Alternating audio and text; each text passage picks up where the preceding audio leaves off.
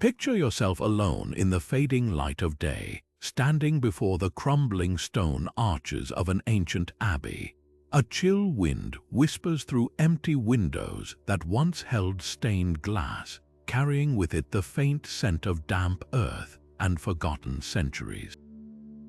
Somewhere in the distance, an owl calls a lonely sound that seems to echo through time itself. You take a step forward, your footfall muffled by moss and fallen leaves, and for just a moment, you could swear you heard something else, a faint, melodic chant, almost like monks at prayer, though no living soul has worshipped within these walls for hundreds of years. This is the eerie, haunting beauty of Europe's medieval abbeys, places where history doesn't just live in books. It lingers all across Europe, from the rain-swept highlands of Scotland to the sun-bleached hills of Italy. Stand the remains of these sacred spaces, abbeys, monasteries, and cloisters that once hummed with devotion, scholarship, and life. But when those lives ended, something else remained. Whispers of the past that refused to fade, ghostly processions seen wandering moonlit corridors, unexplained cold spots in summer air. Echoes of Latin chants where no one stands. These are the haunted abbeys of medieval Europe, and they hold stories more gripping than any fiction. In this video, we're setting out on a journey to explore these spectral sanctuaries. We'll walk through their haunted halls, uncover their dark and often tragic histories, and meet the shadows that still call them home. You'll discover why some places seem to hold onto memory and pain long after those who lived it are gone. So settle in, turn down the lights, and let's step together into the mist and mystery of the most haunted abbeys across the continent. What waits in the silence is far more than stone and shadow. Our journey begins not in the shadows of Transylvania, but on the wind-swept cliffs of North Yorkshire, England.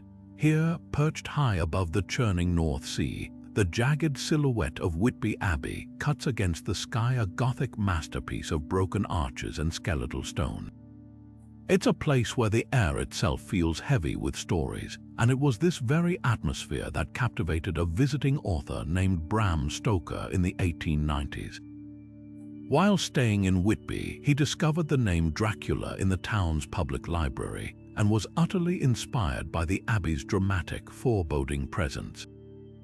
He wrote it into his novel as the final resting place of the vampire count, forever linking this holy ground with the undead.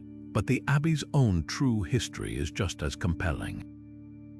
Founded in the 7th century, it was once a powerful beacon of faith and learning, a Benedictine monastery that grew wealthy from fishing and whaling. For hundreds of years, it was a place of quiet prayer, diligent scholarship, and bustling industry. Life here was governed by the rhythmic chanting of the hours, the sound of waves crashing below, and the constant wind. That all came to a violent end during the dissolution of the monasteries under King Henry VIII in the 1500s. The abbey was ransacked, its treasures seized by the crown, and the monks were cast out. This act of destruction left the great church to the mercy of the elements, beginning its long, slow decline into the magnificent ruin we see today.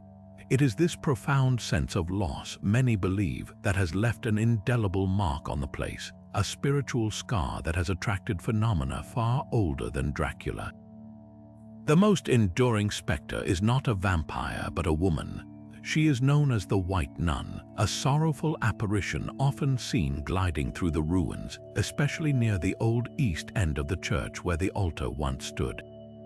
Her story is a tragic one. Local legend tells of a young nun named Hilda who fell in love with a monk.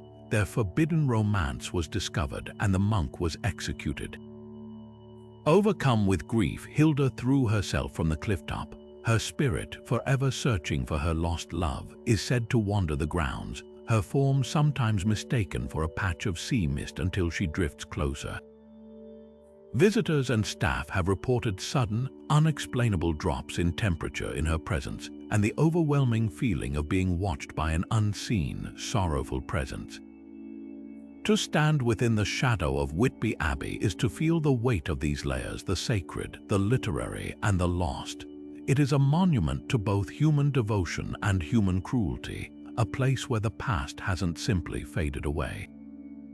It lingers, it watches, and on a quiet evening with the moon rising over the North Sea, you might just feel it breathing. But if the ruins of Whitby speak of a love lost to tragedy, then the ancient grounds of Glastonbury Abbey resonate with a legend so grand it has shaped the very identity of a nation. Nestled in the Somerset countryside, this is perhaps the most myth-rich soil in all of England, a place where history and folklore are so deeply entwined they become one. It is famously known as the legendary Isle of Avalon, the mystical final resting place of the great King Arthur and his queen Guinevere. The Abbey's own documented history is awe-inspiring enough. It was once one of the wealthiest and most powerful monasteries in all of England, a sprawling complex of breathtaking grandeur, but its foundations are built upon stories that reach much, much further back in time. One of the most enduring legends claims that the abbey was founded by none other than Joseph of Arimathea, the biblical figure who provided his own tomb for the burial of Jesus. As the story goes, Joseph traveled to Britain after the crucifixion, bringing with him the Holy Grail, the very cup used at the Last Supper. He is said to have thrust his staff into the ground on Wiriol Hill, which then miraculously burst into bloom as the Glastonbury thorn, a hawthorn tree that flowers twice a year at Christmas and Easter. He then built the first wattle and daub church on the site where the great abbey later stood, dedicating Britain to Christianity long before St. Augustine's famous mission. This profound spiritual history took on a new, monumental layer in the year 1191.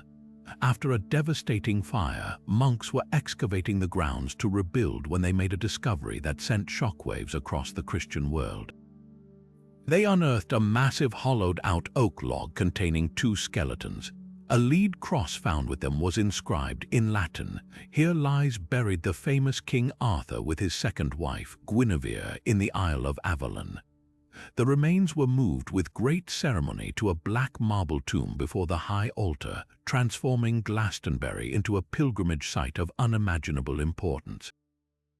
For centuries, this was accepted as fact, while modern historians often view the discovery as a clever fabrication to raise funds and prestige after the fire. The power of the legend remains utterly undimmed.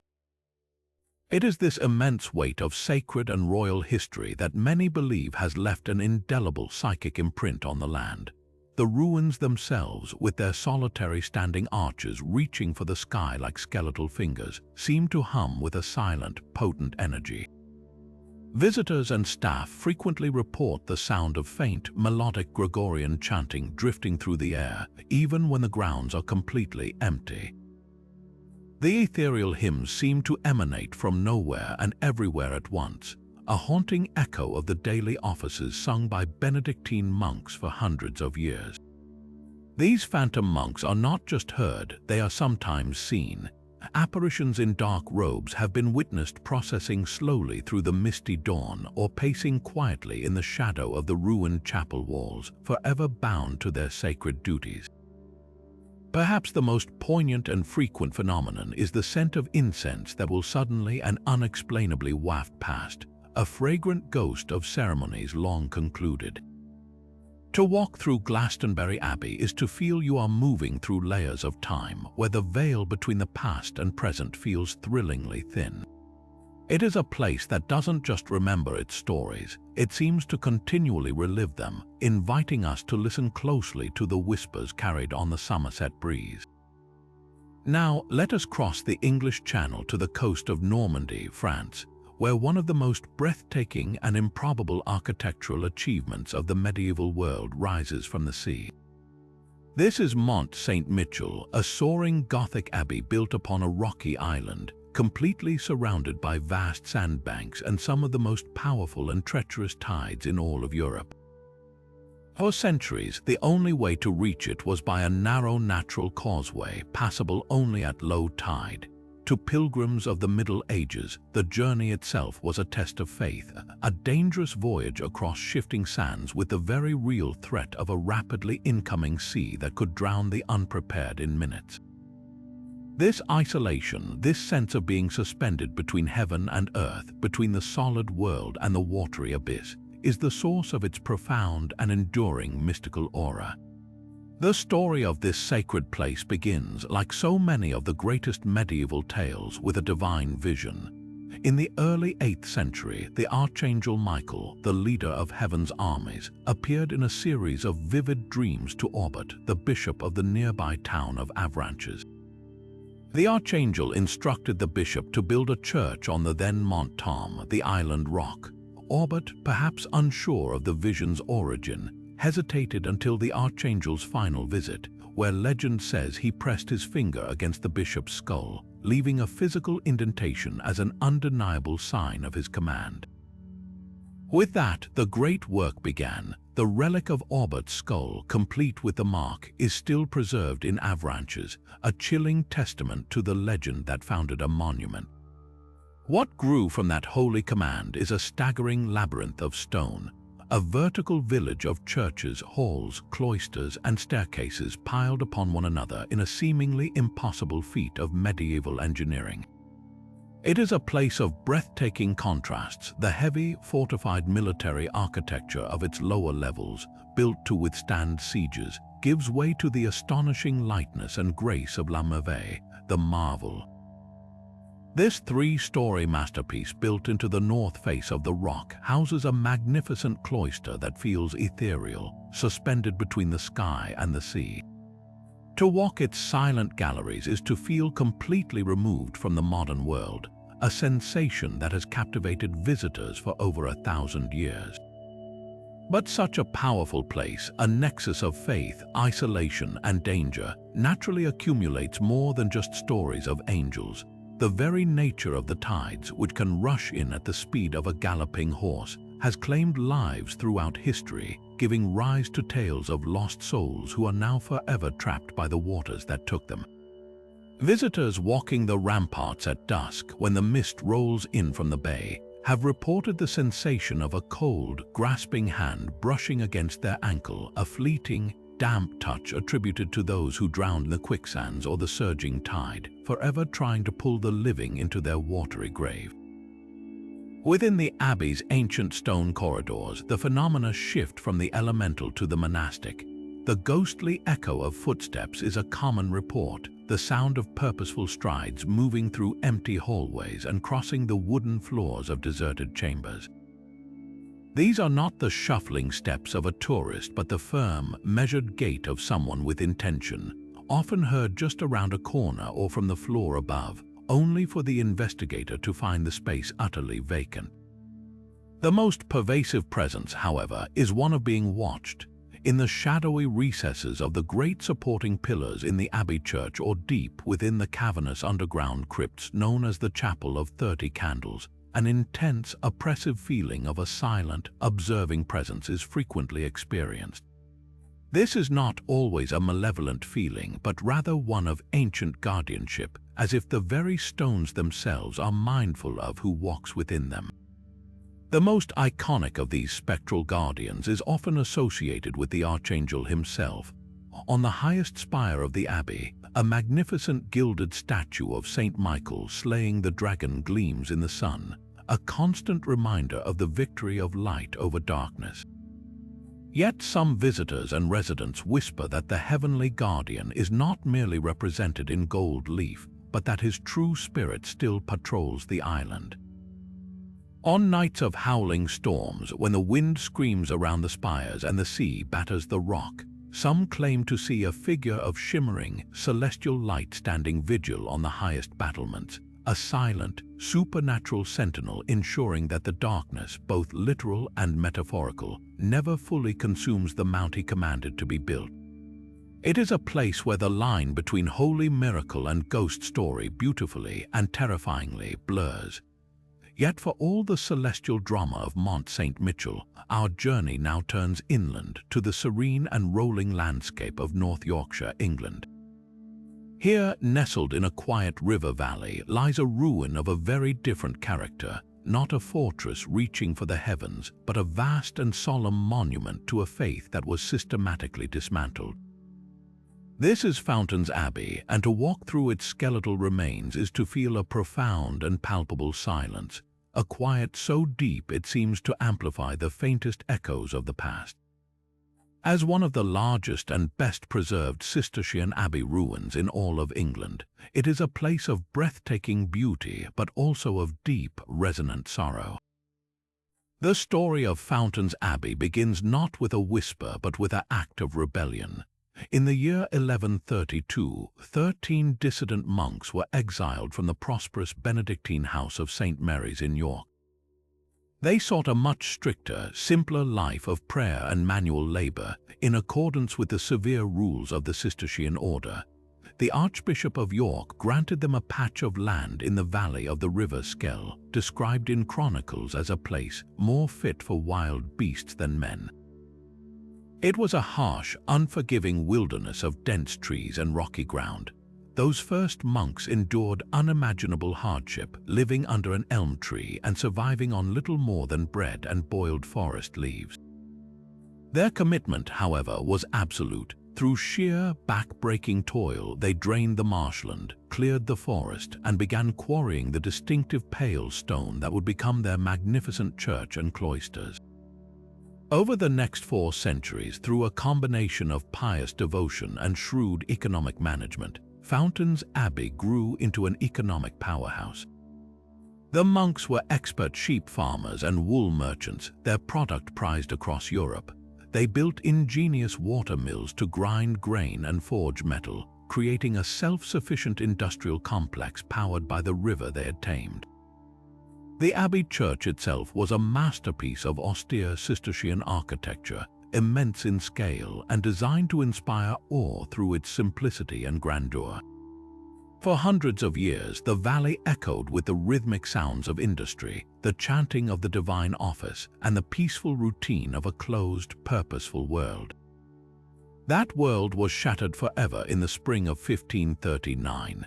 The dissolution of the monasteries under King Henry VIII was not a gradual decline. For the monks of Fountains, it was a sudden and violent eviction. The king's commissioners arrived to strip the abbey of its immense wealth, its golden chalices, silk vestments, and vast land holdings. The abbot and his 31 monks were pensioned off and forced to leave the only home they had ever known. The great library was scattered or burned, the altars were smashed, and the lead was torn from the roof, leaving the magnificent church exposed to the ravages of the English weather. In a matter of weeks, a thriving spiritual community that had stood for over 400 years was simply erased. It is this profound, abrupt severing of life that many believe trapped something here, a spiritual shockwave that reverberates through the stone to this day. The phenomena reported at Fountains are not the dramatic apparitions of a white nun or a celestial archangel, but something far more subtle and mournful. Visitors consistently speak of sudden, isolated pockets of intense cold that descend without warning, even on the warmest summer day. These are not gentle chills, but deep, bone-cutting cold spots that seem to move through the ruins, often felt most strongly in the vast nave of the church and in the dim undercroft of the lay brothers' dormitory. They feel like a void, an absence of warmth and life that is deeply unsettling. More common still are the sounds. The abbey is a natural amplifier for noise, and many who walk its paths alone report the clear, unmistakable sound of footsteps echoing their own. The sound of measured, heavy footfalls on flagstones will follow a visitor, only to stop abruptly when they turn to look, revealing nothing but empty air. These are often accompanied by the soft, rustling sound of heavy fabric, like coarse woolen robes brushing against ancient stone walls. It is the sound of a presence going about its business, forever maintaining the silent, contemplative routine of a life that was so cruelly interrupted. Perhaps the most haunting presence is felt not seen in the chapter house. This was the room where the monastic community would gather each day to hear a chapter of their rule, confess faults, and discuss the business of the abbey. It was the heart of their communal life. Today, it is a roofless shell, but an overwhelming atmosphere of solemnity and profound sadness clings to the air here. Many visitors find themselves overcome with an unexplainable and heavy grief in this space, a deep emotional residue of that final meeting where the monks learned their world was ending. To stand in the ruins of Fountains Abbey is to witness the ghost of an idea, the ghost of a community, of a daily rhythm of work and prayer, of a faith that built something magnificent in the wilderness only to have it taken away. The stones do not tell a story of horror, but one of heartbreaking loss, and that loss has left a mark that time has yet to erase. But to truly understand the spectral energy that clings to Melrose, we must first appreciate the very human drama that played out upon this stage. Founded in 1136 by Cistercian monks at the request of King David I of Scotland, the abbey was a statement of both faith and power. Its location in the Scottish borders, however, placed it squarely in the path of centuries of conflict between Scotland and England. This was not a peaceful sanctuary, but a fortified one. Its history is a relentless cycle of building, destruction, and rebuilding. The English army of King Edward II savagely burned it to the ground in the early 1300s. It was painstakingly reconstructed, only to be badly damaged again by Richard II's forces later that same century. Each attack was a trauma, a violation of sacred ground that scarred the very stone, and many believe left behind a residue of anguish and defiance that has never fully dissipated. The Abbey's breathtaking Gothic architecture stands as a defiant monument to the craftsmen who rebuilt it from the ashes. The intricate stone carving is some of the most beautiful in Scotland: lush foliage, mischievous gargoyles, and figures from the Bible frozen in eternal narrative. But look closer and you will find more secular and perhaps more protective symbols. Among the stunning stonework high upon the roof are sculptures of bagpipers. In Scottish culture, the piper was not just a musician, he was a battle marshal, his music used to rally troops and strike fear into the hearts of the enemy. Their presence on this holy building is a powerful, silent declaration that this place of prayer was also a bastion of Scottish identity, forever on guard against southern invasion. This blend of the sacred and the martial creates a uniquely potent atmosphere, a crossroads where piety and patriotism collide. This brings us to the Abbey's most famous and poignant relic, one that was never meant to be here. According to a long-standing and deeply held tradition, the heart of Scotland's great hero king, Robert the Bruce, is buried somewhere within the Abbey grounds. As he lay dying in 1329, the Bruce had asked that his heart be cut from his body and carried on crusade against the enemies of the faith, a final act of penance. His trusted friend, Sir James Douglas, undertook this sacred charge, but Douglas was killed in battle in Spain, and the heart, legend says, was recovered and returned to Scotland. It was interred at Melrose Abbey, a place the Bruce had loved and patronized. For centuries, this was folklore. Then, in 1996, archaeologists excavating the chapter house made a stunning discovery: a lead container, heart-shaped and of the correct period, buried without any identifying marker. It was never opened, and it was reinterred with full honors. Whether the casket truly contains the heart of the king is something we may never know for certain, but the belief itself has become a powerful part of the Abbey's soul. It is the ultimate guardian spirit, a literal piece of Scotland's heart buried in its soil, forever protecting the land he fought so hard to free. And it seems the king is not the only protector who remains. The most famous spectral resident of Melrose is the Phantom Piper. Numerous visitors and staff have reported hearing the distant, mournful skirl of bagpipes echoing through the ruins, most often around the witching hour. The music is never loud or celebratory. It is described as a lonely, haunting lament, a tune that seems to drift on the wind from nowhere and everywhere at once before fading into silence. Many believe this is the ghost of a piper who, centuries ago, was enticed to explore a mysterious tunnel rumored to run from the abbey to the nearby Eildon Hills. He ventured in, playing his pipe so those above could track his progress by sound. The music marched bravely underground until it stopped abruptly, never to be heard again. His body was never recovered. His spirit, it is said, now forever retraces that fatal journey underground, his music a ghostly echo of his final, fatal courage. Beyond the piper's tune, the abbey grounds are a hotspot for more subtle, yet deeply unsettling phenomena. Archaeologists working on the site, individuals not prone to superstition, have spoken of tools being moved overnight and the persistent feeling of being watched from the empty windows of the ruin. The most common report, however, is one of movement glimpsed from the corner of the eye, a dark, robed figure darting behind a pillar, or a shadow detaching itself from a deeper shadow to cross a moonlit path before vanishing into stone. These are the fleeting, silent sentinels of Melrose, the echoes of monks who refused to leave their home even after it was broken. They are a permanent part of the tapestry here, woven into the very mist that rises from the River Tweed, ensuring that the history of this place is never just something you read about. It is something you feel, you hear, and on a very still night, something you might just see standing beside you in the dark. Leaving the windswept borderlands of Scotland behind, our journey now takes us deep into the heart of Europe, to a place where the haunting is not of battles lost but of knowledge preserved. Tucked away in the serene foothills of northeastern Switzerland, the Abbey of St. Gall presents a facade of serene Baroque splendor. But beneath its ornate floors and behind the locked doors of its world-famous library lies a much older and far more restless world.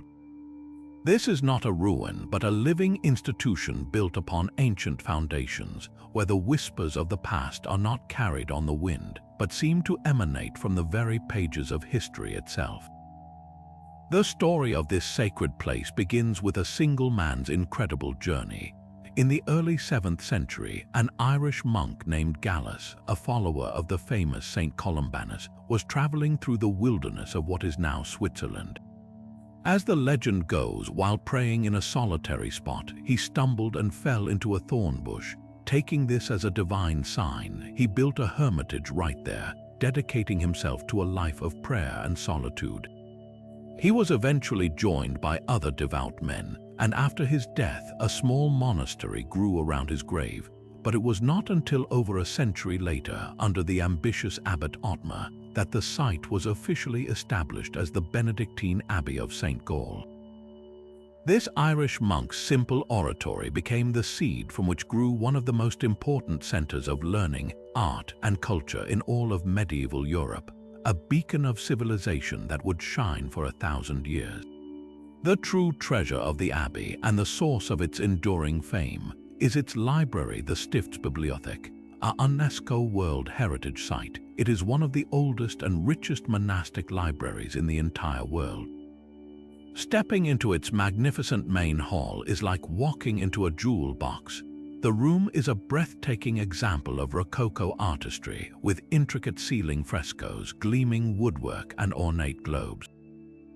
But the true wealth lies in the cases that line the walls. Here, protected behind glass, rests a collection of over 160,000 volumes, including manuscripts that are more than 1,000 years old.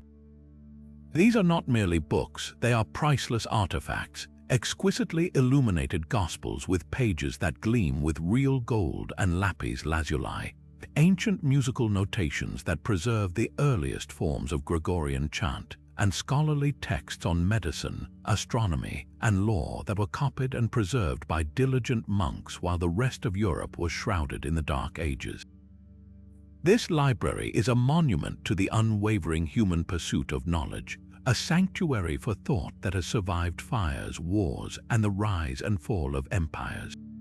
Yet, for all its beauty and scholarly acclaim, the library and the abbey's ancient crypt below are renowned for another, more spectral reason. The very air within these hallowed halls feels thick with the weight of centuries of concentrated thought and devotion. Many visitors and staff report a strange, hushed atmosphere that goes beyond mere quiet. It is a profound, listening silence. Within the library, the phenomena are often auditory and intellectual.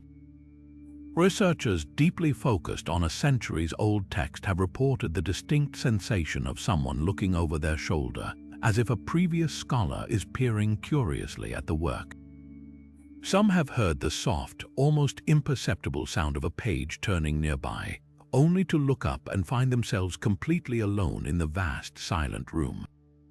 The scent of old parchment and beeswax is ever present, but at times it is joined by the fleeting, fragrant aroma of extinguished candle smoke, a sensory ghost from an age when these precious texts were studied by flickering flame. But it is in the low-vaulted, dimly lit crypt that the presence feels older and far more primal. This is the oldest part of the complex, built upon the original site of St. Gall's hermitage. The air here is cold and still, heavy with dampness and the scent of cold stone. This is where the most intense paranormal activity is consistently reported.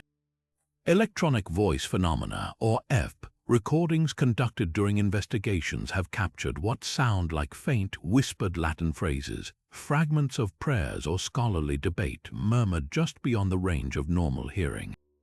Visitors often speak of an overwhelming feeling of being watched by unseen eyes, a sensation that is not necessarily menacing but intensely observant and ancient. The most common apparition reported is that of a lone, robed monk, seen pacing slowly through the shadows of the crypt's pillars before vanishing into solid stone. He is never seen clearly, always a peripheral glimpse, a dark form absorbed back into the darkness from which it came.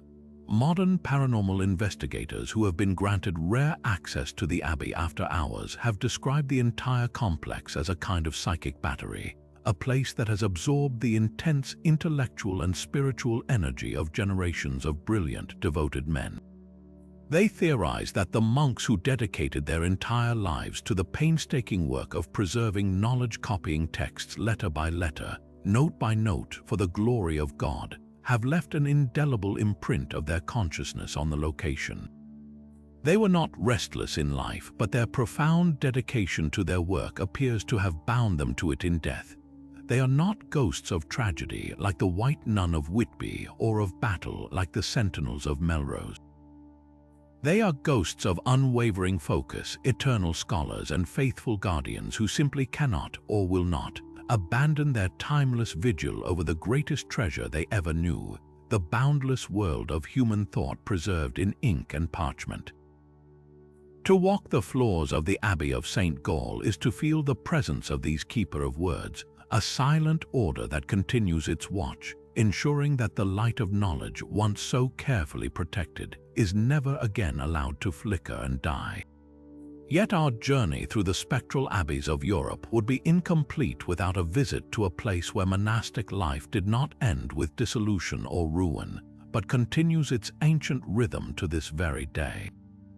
Nestled in a lush valley in Normandy, France, the Abbey of Saint Wandrille de Fontenelle stands as a living bridge to the past. Here, black-robed Benedictine monks still observe the divine office, their voices rising in chant just as they have for well over 1,000 years.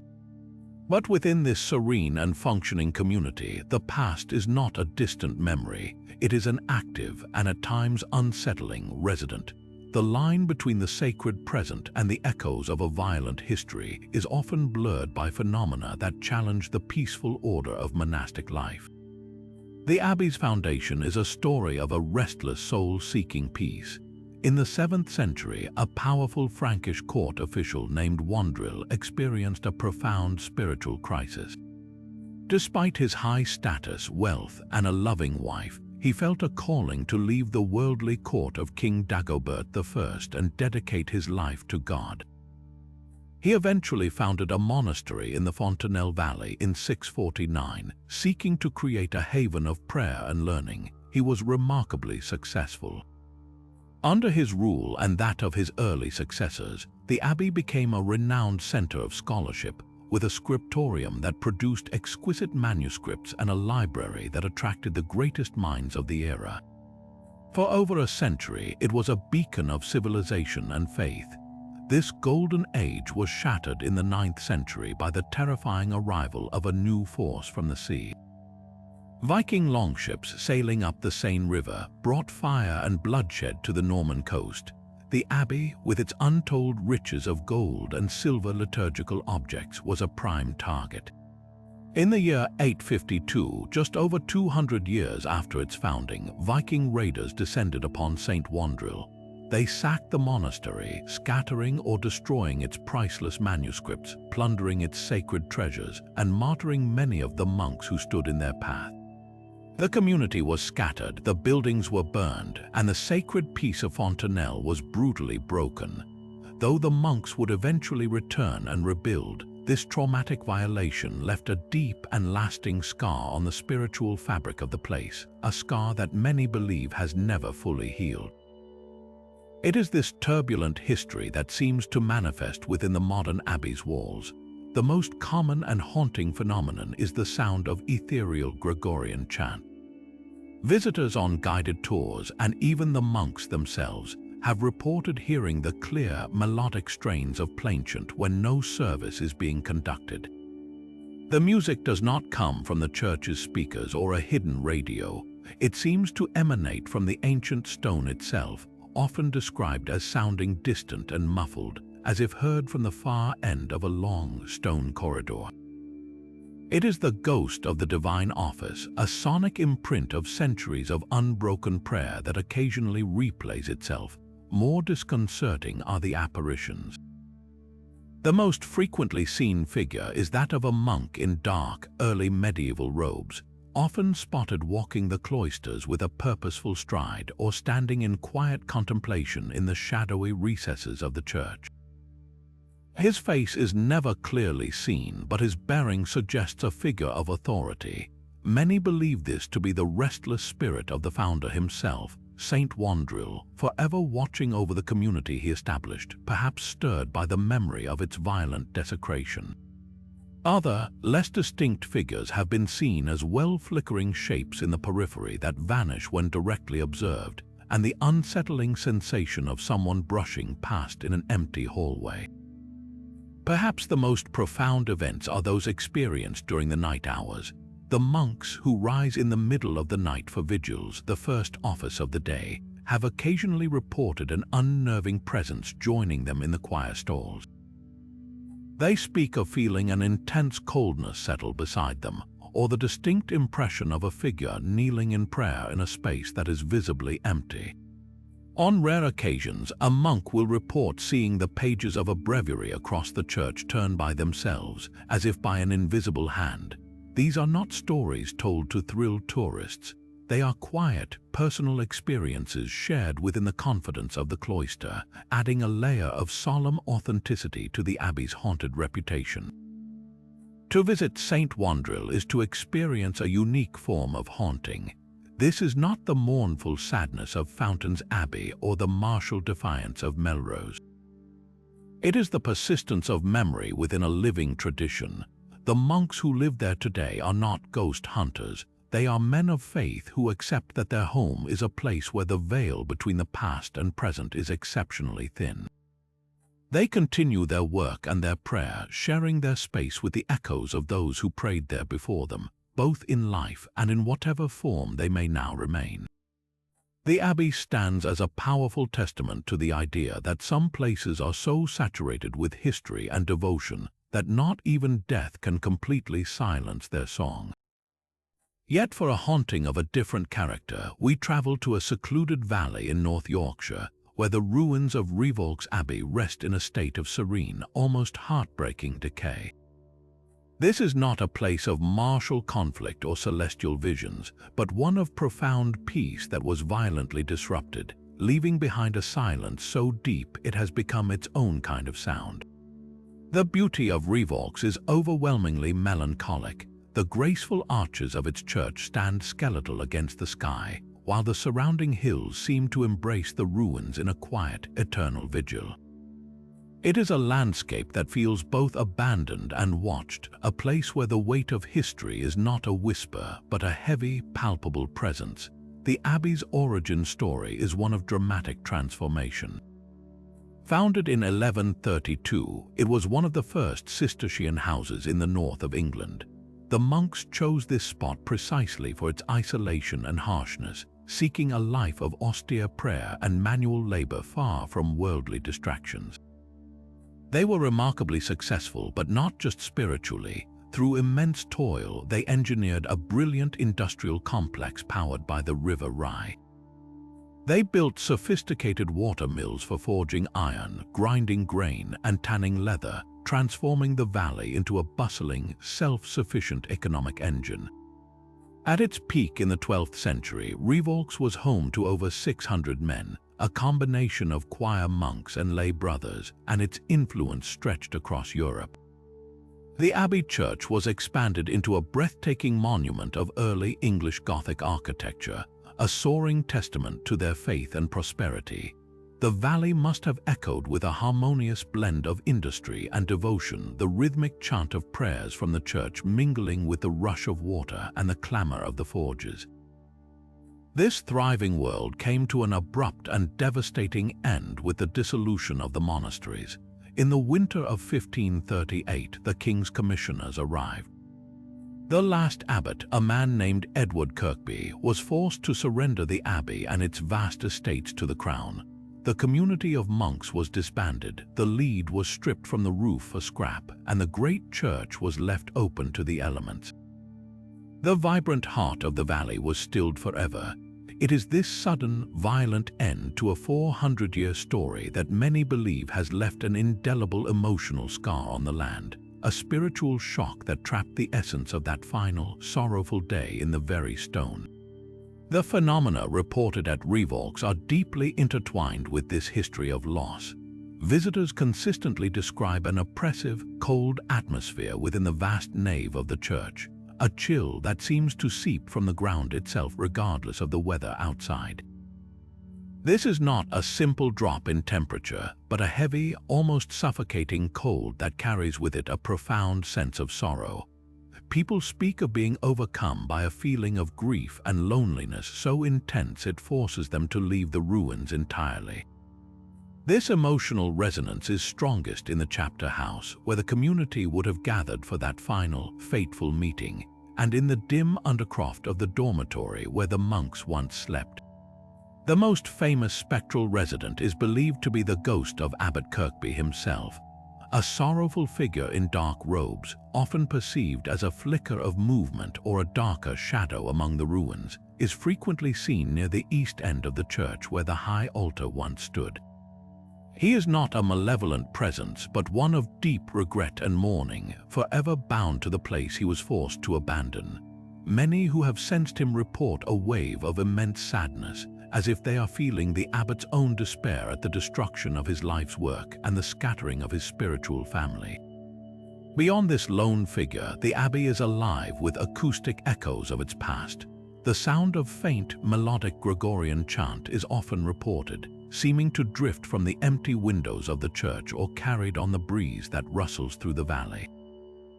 More common are the everyday sounds of a community that is no longer there, the distant, metallic clang of a hammer on an anvil from the long-vanished forge, the murmur of low, conversational voices just around a corner, and the unmistakable sound of footsteps patiently keeping pace with a solitary visitor.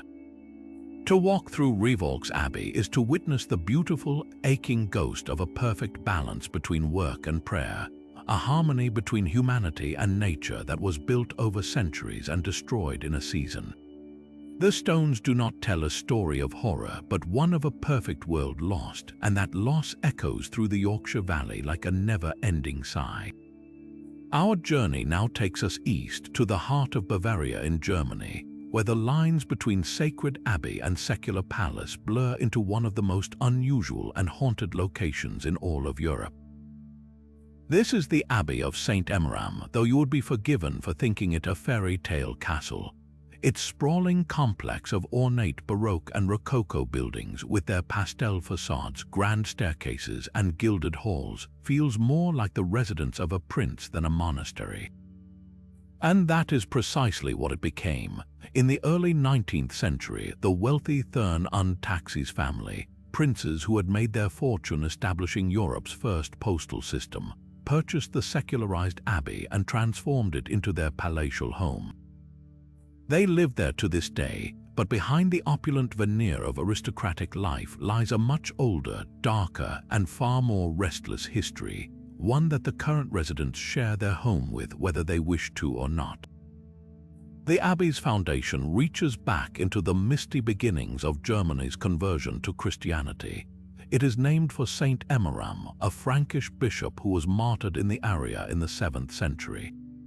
The story goes that he was falsely accused of a terrible crime and sentenced to a brutal death, being tied to a ladder and dismembered piece by piece. A chapel was built over his grave, and around it grew a Benedictine monastery that would become one of the most important in the Holy Roman Empire. For over 1,000 years, it was a center of learning, its scriptorium producing priceless illuminated manuscripts. Its very location was believed to be sanctified by the saint's blood, a holy ground that should have been protected from evil. Yet it is this ancient sanctity, many believe, that makes the violations and tragedies that followed all the more potent, trapping their echoes within the hallowed walls. The most persistent and chilling legend that haunts the halls of St. Emmeram is that of a cursed treasure. During the 30 Years' War in the 17th century, the abbey was sacked by Swedish troops. As the story is told, a band of these soldiers broke into the crypt, intent on plundering the gold and jewels buried with the saint and the other esteemed abbots. They pried open sarcophagi, scattering sacred bones and stuffing their pockets with priceless relics. But divine retribution, the legend warns, was swift and terrible. The looters were said to have been struck down by a mysterious plague, dying in agony before they could spend a single coin of their ill-gotten gains. Their spirits, bound by their sacrilege, were condemned to forever guard the treasure they stole, unable to leave the site of their sin. To this day, staff and family members whisper of cold spots that seem to follow you, concentrated in the oldest parts of the building near the original crypt. These are not merely chilly areas, they feel like pockets of concentrated malice, a frigid anger that has lingered for centuries. Some have reported the feeling of invisible hands brushing against them in these corridors, a greedy, grasping touch from something that is still desperately trying to claim what it believes is its own. But the cursed soldiers are not the only spectral residents. The most commonly reported apparitions are those of monks. Given the site's millennium-long history as a monastery, this is perhaps unsurprising, yet the frequency and clarity of these sightings are remarkable. Dark, robed figures are seen walking with a slow, deliberate pace through the lavish staterooms of the palace, seeming utterly oblivious to the rococo splendor that surrounds them. They are often described as translucent, their forms fading in and out of view as they pass through doorways that are no longer there or vanish into solid walls that once led to cloisters now demolished. They are the ghosts of the Abbey original blueprint, forever tracing the paths of their ancient routines in a world that has been completely transformed around them. After dark, when the last tourists have departed and the great halls fall silent, the building truly seems to awaken with its past. Unexplained sounds are a constant feature of the night. Security guards and overnight staff have grown accustomed to, yet never comfortable with, the disembodied echo of Gregorian chant that seems to rise from the very foundations. It is a low, melodic humming just on the edge of hearing that feels both beautiful and profoundly sad. More disconcerting are the sharp, percussive noises that break the stillness, the sound of a heavy door slamming shut in a deserted wing, or the distinct click of a latch being secured, followed by the unsettling discovery that all doors are already locked from the inside. These are the sounds of a community maintaining its boundaries, of monks securing their home against the dangers of a world that has long since moved on. The Thurn-und-Taxis family, who have called this extraordinary place home for 200 years, are said to accept these phenomena with a mix of aristocratic stoicism and quiet respect. They live their modern lives in a building that is forever remembering its ancient one, a majestic and beautiful palace built upon a foundation of faith, violation, and restless souls who remind all who walk there that no amount of gold leaf can ever fully cover the past.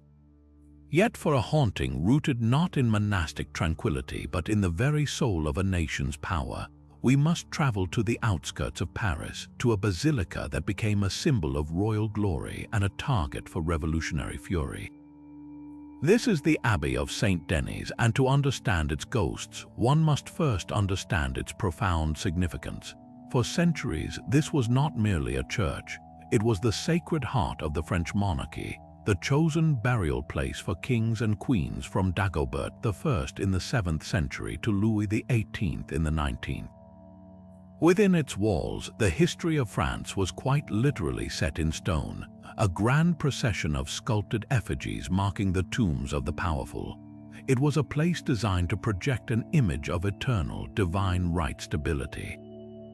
But that stability would be shattered in a frenzy of violence that many believe left the very fabric of the place torn, its royal residents forever restless. The event that forever scarred St. Denis was the French Revolution. In 1793, the Radical National Convention, seeking to erase all symbols of the hated ancient regime and to seize the abbey's immense wealth of gold and lead, issued a decree for the systematic destruction of the royal tombs. What followed was an act of profound desecration. For months, workmen used sledgehammers and crowbars to break open the sarcophagi, dragging out the remains of centuries of French monarchs. The bodies, many surprisingly well preserved, were treated with grotesque disrespect. They were stripped of any valuables, then unceremoniously dumped into 2 large pits dug in the Abbey's cemetery, where quicklime was poured over them to accelerate their decomposition. The magnificent Gothic tombs themselves were targeted for destruction, their sculpted faces of kings and queens mutilated, their inscriptions chiseled away. It was a deliberate, violent attempt to not just kill a king, but to erase his very memory from the earth.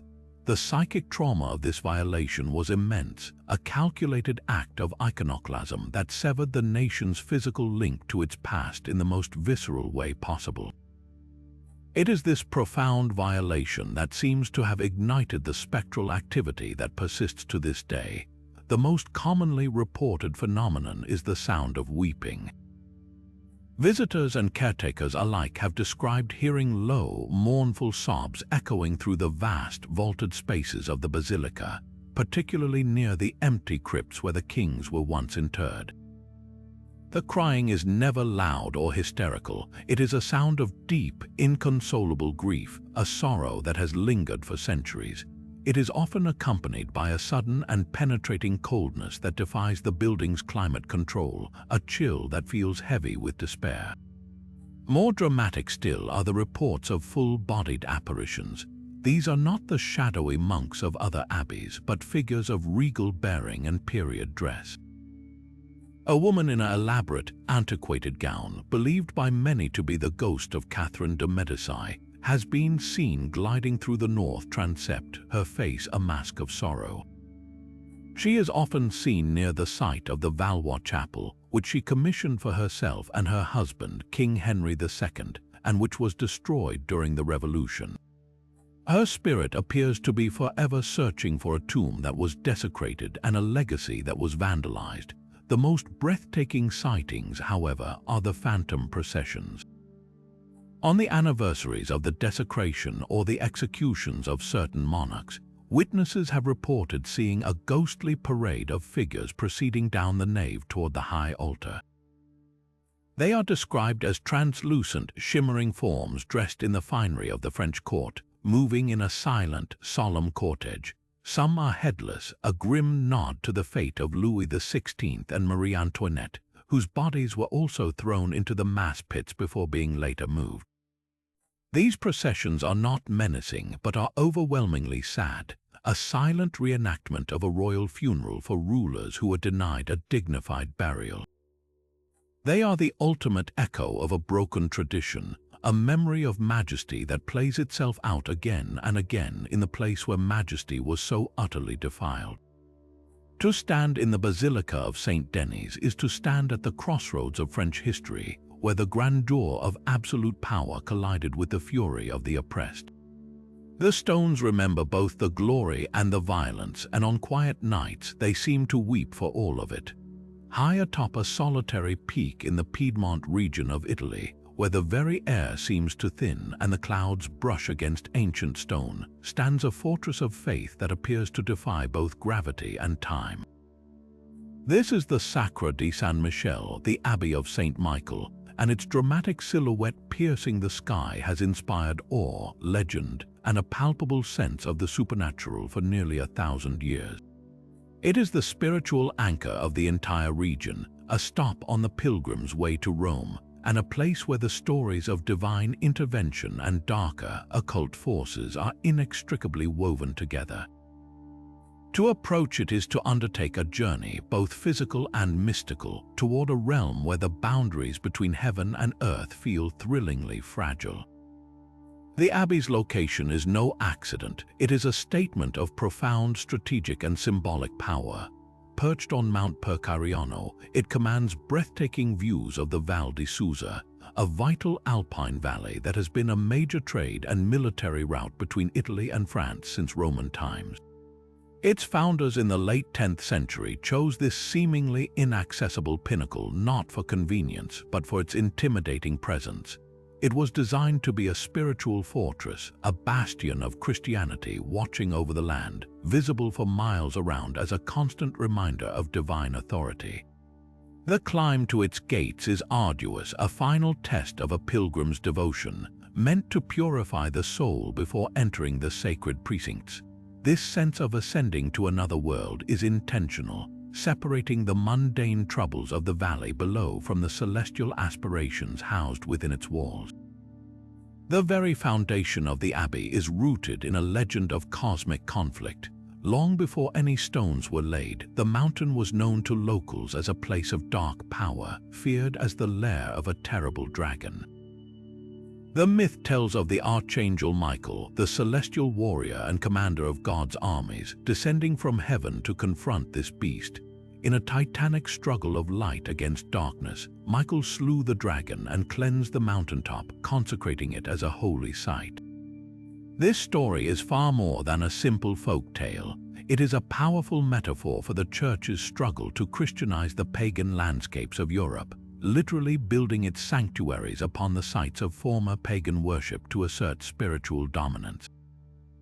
The Sacre di San Michel is a physical manifestation of that victory, a monument to the Archangel built upon the very ground he is said to have sanctified with his heavenly power. This history of spiritual conquest has left the Abbey with a unique and potent energy that many visitors find both inspiring and deeply unsettling.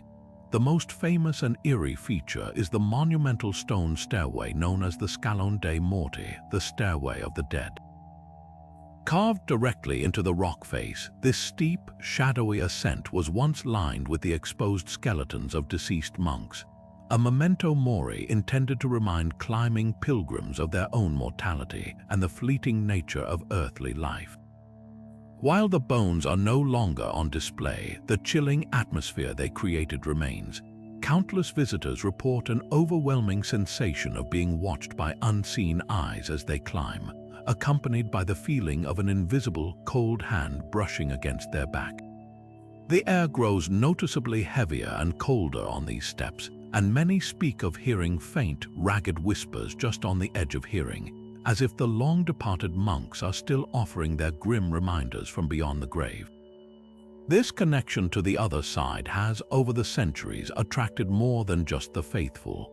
The Abbey's reputation as a liminal space, a thin place between worlds, has made it a magnet for those interested in the occult. Its alignment is part of a mysterious and perfectly straight ley line, often called the Sword of St. Michael, that connects it to 6 other monasteries dedicated to the Archangel across Europe, from Skellig Michael in Ireland to Mount Carmel in Israel. This geographical precision has fueled speculation about the site being a repository of ancient esoteric knowledge or a focal point for celestial energy. Shadowy figures have been reported for centuries, not the benevolent monks of other abbeys, but darker, more indistinct forms that flit through the peripheral vision of those exploring the oldest parts of the complex, particularly in the ruins of the 5th century chapel that predates the main abbey. These presences feel ancient, predating the Christian sanctification of the mount, as if the primordial spirits of the mountain itself still linger, resentful of the archangel's conquest. To stand on the summit of Mount Percariano is to feel caught between the divine and the primal, between the glorious light of the angelic victory and the whispering shadows of what was vanquished. The Sacre de Saint-Michel does not offer the mournful sorrow of Fountains Abbey or the scholarly silence of St. Gall. It offers a thrilling, terrifying, and awe-inspiring dichotomy. It is a place where one can feel the fierce, protective gaze of the archangel, and in the very same moment, in the deep silence between the chords of the wind, sense the ancient, slumbering power of the dragon that once ruled the peak waiting in the stone. But for a haunting that is woven into the very soul and soil of Ireland, we must travel to a quiet, mist-shrouded valley where the ruins of the Abbey of St. Mary stand as a stark reminder of faith, famine, and folklore. Here, the ghosts are not kings or warriors, but the spirits of everyday people whose stories are kept alive in the whispers of the wind and the mournful cry that echoes through the glens. This is a place where the line between history and legend is not just blurred. It has been erased by time, tragedy, and the enduring power of a story told 1,000 times.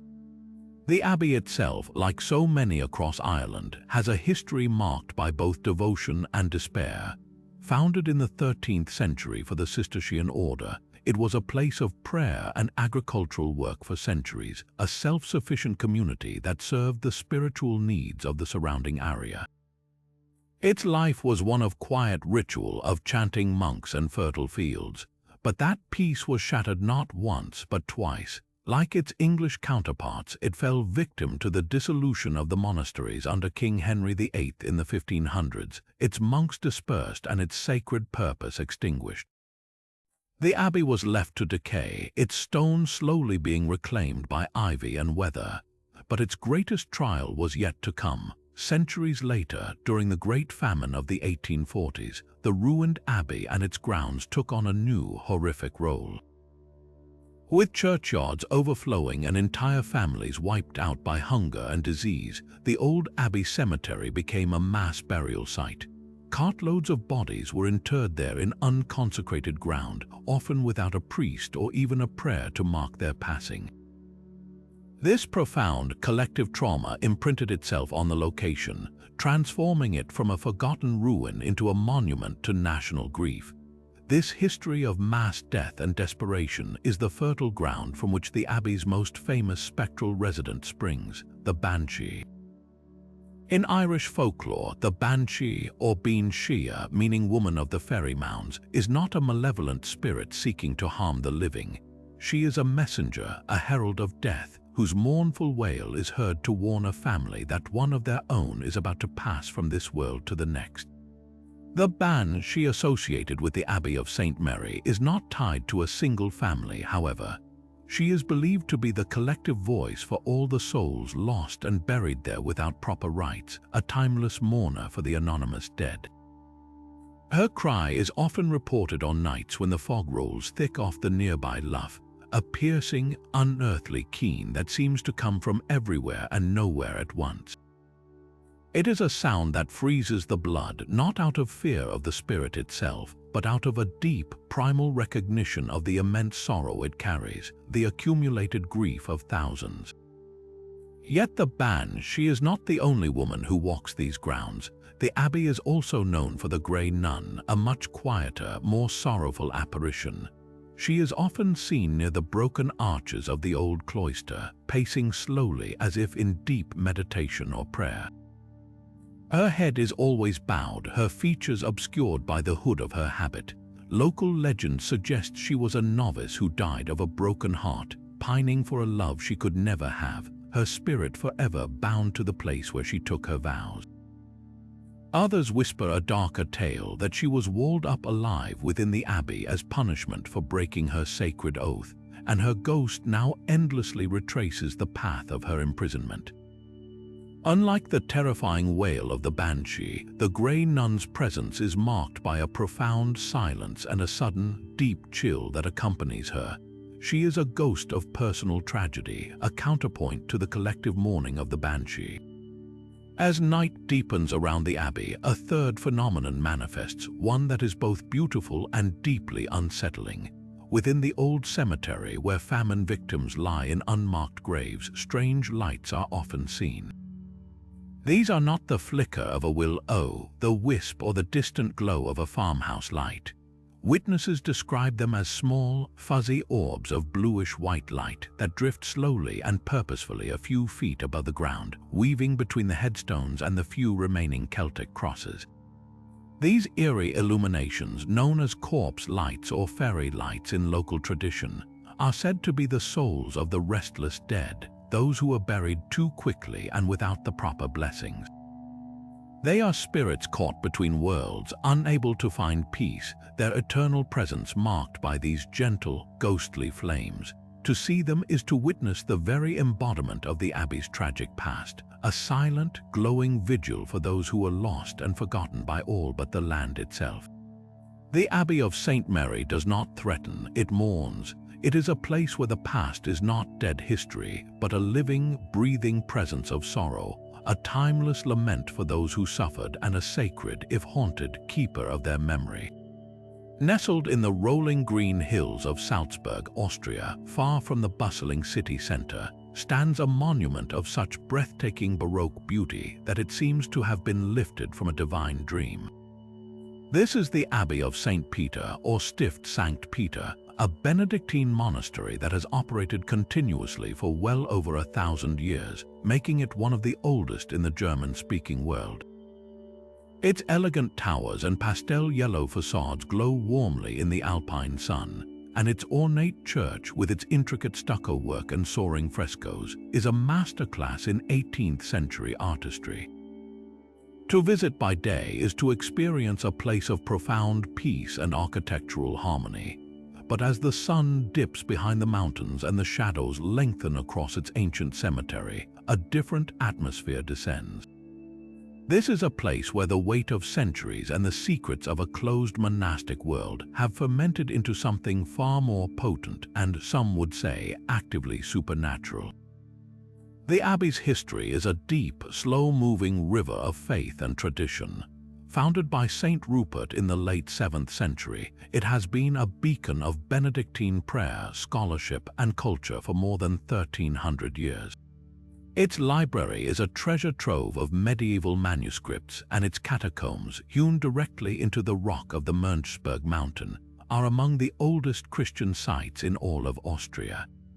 For the monks who have lived here, life was governed by the strict rule of Saint Benedict ora et labora, pray and work. This was a world turned inward, focused on the divine, shut away from the distractions and temptations of the secular world. Unlike any community that has existed for so long behind high walls, it has accumulated its share of secrets. Whispers of strange rites conducted in the earliest days, of hidden tunnels used for purposes both sacred and profane, and of artifacts of immense spiritual power and danger that were created and then locked away for safekeeping. It is this aura of concealed knowledge that many believe fuels the Abbey's enduring paranormal activity. The most frequently reported phenomena are the phantom monks. These are not the sorrowful, lost spirits of places like Fountains Abbey, but figures that seem to be actively engaged in their eternal duties. Visitors touring the cavernous, dimly lit hallways of the non-public areas, or even those simply peering through gates into off-limits cloisters, have reported seeing robed figures moving with purpose. They are often described as semi-transparent, their forms seeming to absorb the available light rather than reflect it, making them appear as dark, shapeless voids within the deeper shadows of a corridor.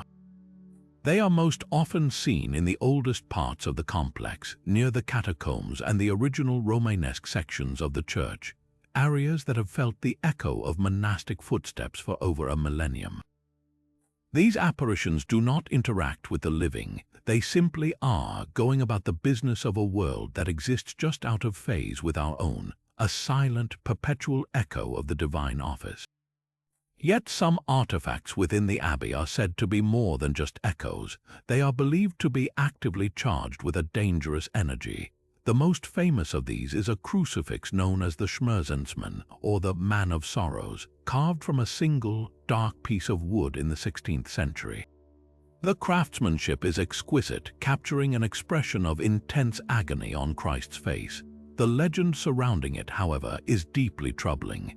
It is said the sculptor, a man deeply troubled by his own sins, poured all of his anguish and self-loathing into his work, somehow binding his own tormented spirit to the object. Those who have spent too long in its presence, particularly after hours when the church is empty, report sudden, overwhelming waves of despair and guilt for wrongs they cannot name. One former sacristan swore that he saw the eyes of the carving weep not tears, but a dark, viscous substance, and refused to tend to that particular chapel ever again. The crucifix remains on display, a powerful piece of religious art that many believe should have been deconsecrated and sealed away long ago. In the modern era, the Abbey's hauntings have found a new medium, the digital photograph. The ancient cemetery of St. Peter, with its ornate, leaning headstones and atmospheric ivy-covered walls, is a favorite spot for tourists. It is also, apparently, a hotspot for anomalous images. Dozens of visitors each year review their photos only to find clear, inexplicable additions. The most common are orbs of light that appear not as the typical dust particles close to the lens, but as distant, self-illuminated spheres drifting purposefully among the graves. More startling are the numerous photographs that capture what appear to be full-bodied figures standing among the headstones. These are not blurry smudges, but often clearly defined forms in dark, ankle-length robes, their faces turned away from the camera. When the photographers confirm they were utterly alone in the frame at the time of the shot, the chilling reality sets in. The Abbey's administration politely dismisses these claims as tricks of light and shadow, but the sheer volume of nearly identical images from different visitors, using different equipment across many years, suggests something far more mysterious is at work within those hallowed grounds. To walk through the Abbey of St. Peter is to experience a living history, a place where devotion has layered upon itself for centuries, creating a spiritual resonance so powerful that it occasionally and terrifyingly bleeds through into our world. Deep in a secluded valley of the Swiss Alps, where the air is thin and the silence is broken only by the distant chime of cowbells, lies a sanctuary of faith and knowledge that has stood against the elements for over 1,000 years. This is the Abbey of St. John of Mouster, a UNESCO World Heritage Site and one of the best preserved medieval monastic complexes in the world. Its thick, whitewashed walls and stout, square bell tower seem to grow directly from the alpine rock, a fortress of solitude built to protect not just the monks who lived within, but the very light of learning during some of Europe's darkest centuries. To step inside is to leave the bright, crisp mountain air behind and enter a dim, hushed world where time moves differently, and where the past feels less like a memory and more like a permanent, watchful resident. The Abbey's origins are themselves the stuff of legend, intertwined with the epic history of Charlemagne. As the story goes, the great emperor was caught in a vicious avalanche while crossing the Alps. In gratitude for his miraculous survival, he ordered the construction of a monastery and a church on the very spot. While historians debate the precise details, the connection to the Carolingian era is undeniable. Walking into the Abbey church is a breathtaking experience. The entire interior is covered in a stunning cycle of frescoes dating back to the 8th and 9th centuries, making them some of the oldest and most extensive figurative paintings in the Western world. The walls and arched ceilings blaze with color-vibrant reds, deep blues, and gleaming gold leaf depicting scenes from the life of King David, the wise and warrior king, and the infancy of Christ. These are not merely decorations, they were a massive visual Bible for a largely illiterate population, a sacred storybook painted onto the very walls that held the community together. This artistic treasure, hidden for centuries under layers of whitewash and only rediscovered in the 20th century, speaks to the immense spiritual and cultural importance of this remote outpost. But the true heart of the Abbey, the source of its enduring intellectual spirit and perhaps its spectral energy, is its library. For generations, this was a scriptorium, a room dedicated to the painstaking, sacred work of copying manuscripts. In the flickering light of oil lamps or precious candles, monks would spend hours each day in silent, focused labor, their quills scratching across vellum as they preserved classical texts, liturgical works, and scientific knowledge that might otherwise have been lost forever. The concentration required was immense, the devotion absolute. It is this intense, focused energy, the silent hum of centuries of intellectual and spiritual effort, that many believe has soaked into the very stones of the library, leaving behind an imprint that occasionally manifests for those sensitive enough to perceive it. The most common phenomena reported here are the apparitions of the scribes themselves. Visitors and researchers studying the Abbey's ancient texts have often glanced up from their work to see the figure of a robed monk seated at a reading desk in their peripheral vision. The figure is typically described as intent on its work, head bowed over a large, open book, seemingly oblivious to the modern world. But when the witness turns for a clearer look, the form dissolves into nothing, leaving behind only an empty chair and a profound sense of stillness. These are not ghosts of tragedy, but echoes of devotion, forever bound to the scholarly labor they dedicated their lives to. Along with these visual manifestations, many report the distinct and deeply unsettling sensory experience of a phantom chill. The library is climate-controlled to protect its precious contents, yet without warning, a pocket of air will become icy cold. A deep, bone-chilling draft that seems to move slowly through the room before vanishing as suddenly as it appeared. It feels like walking through an invisible wall of winter, a cold spot that carries the scent of old parchment and extinguished candle wax. Whispering through the Abbey's long history is a tantalizing legend of hidden treasure. During times of war or religious persecution, such as the Protestant Reformation that swept through Switzerland, it was common for Catholic institutions to hide their most valuable sacred objects to prevent their desecration or theft. The story at Mouster tells of a secret chamber, a vault concealed behind a wall in the oldest part of the complex, where the monks sealed away golden reliquaries, jeweled chalices, and perhaps even unique, illuminated manuscripts too precious to risk. Though numerous searches have been conducted, no such chamber has ever been officially found, leading many to believe it remains hidden. Its secret died with the last monk who knew of its location. This legend of concealed wealth adds a layer of restless guardianship to the hauntings.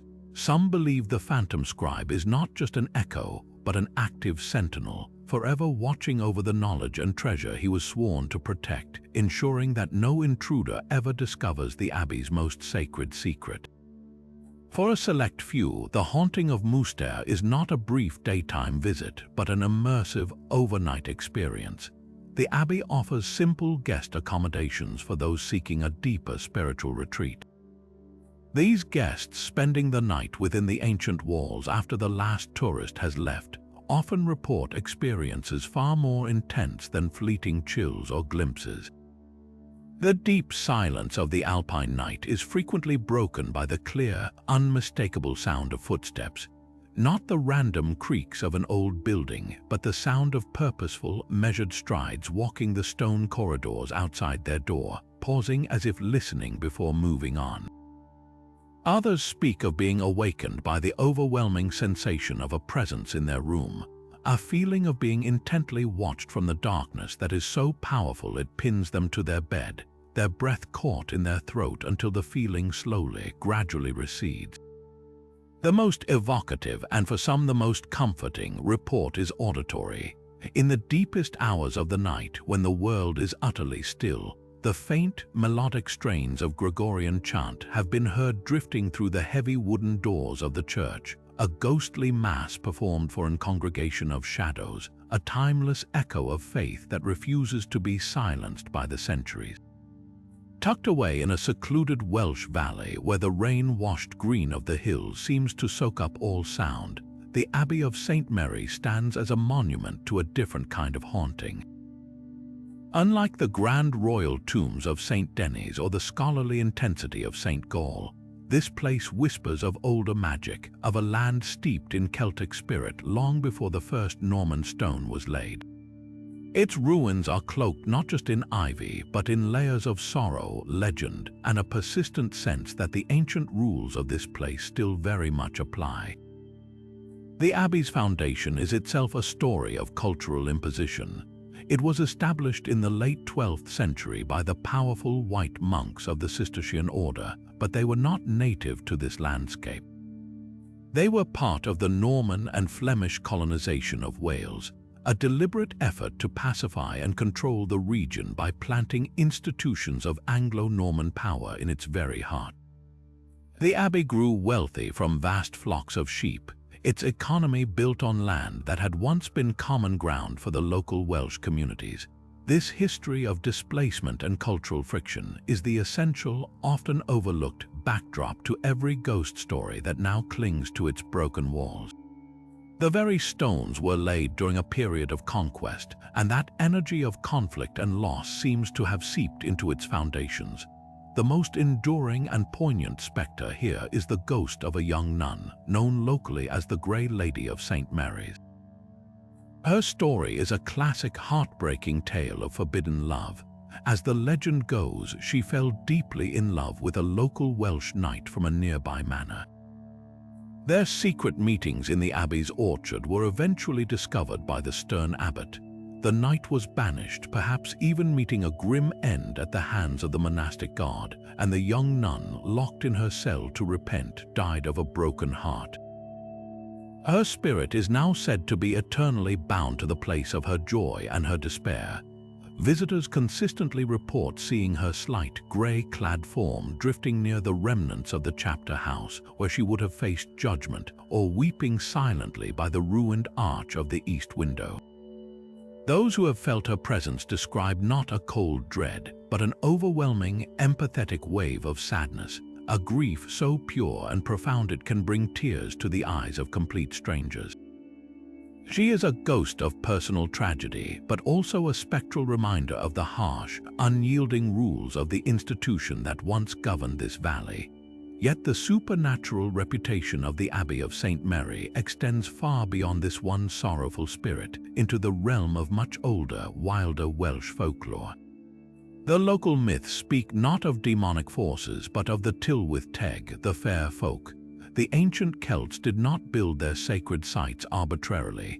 They often chose locations with powerful natural energy, known as ley lines or spirit paths. It is whispered that the Norman builders, in their arrogance, constructed the abbey directly upon a known fairy ring or a path used by these otherworldly beings. This act of building over a pre-existing sacred site was seen as a profound insult to the ancient guardians of the land, inviting a curse not just on the abbey, but on those who would disrupt the old ways. This belief in a fairy curse manifests in some of the more peculiar phenomena reported by modern-day hikers and history enthusiasts. The most common experience is a sudden and complete disorientation. Walkers who are following a clear, well-marked coastal path claim to inexplicably lose their way only when passing the abbey grounds, suddenly finding themselves walking in circles or heading in the exact opposite direction from their intended destination. This temporary confusion, known in Celtic folklore as being pixie-led, is often accompanied by the faint, eerie sound of childish laughter carried on the wind, a sound that chills the blood precisely because the abbey is miles from any modern playground or home. Beyond the playful yet unnerving tricks of the Tylwyth Teg, the very atmosphere of the place is charged with a palpable, watchful energy. Many visitors speak of the uncanny sensation of being silently observed from the surrounding wooded hillsides, a feeling of dozens of unseen eyes tracking their every move through the ruins. This is not the solitary gaze of the Grey Lady, but the collective scrutiny of something far older and more alien. The electronics of those who try to capture this atmosphere often fall victim to this energy. Cameras and phones will abruptly die, their batteries draining in minutes despite being fully charged, as if the land itself rejects the modern world's attempt to document its secrets.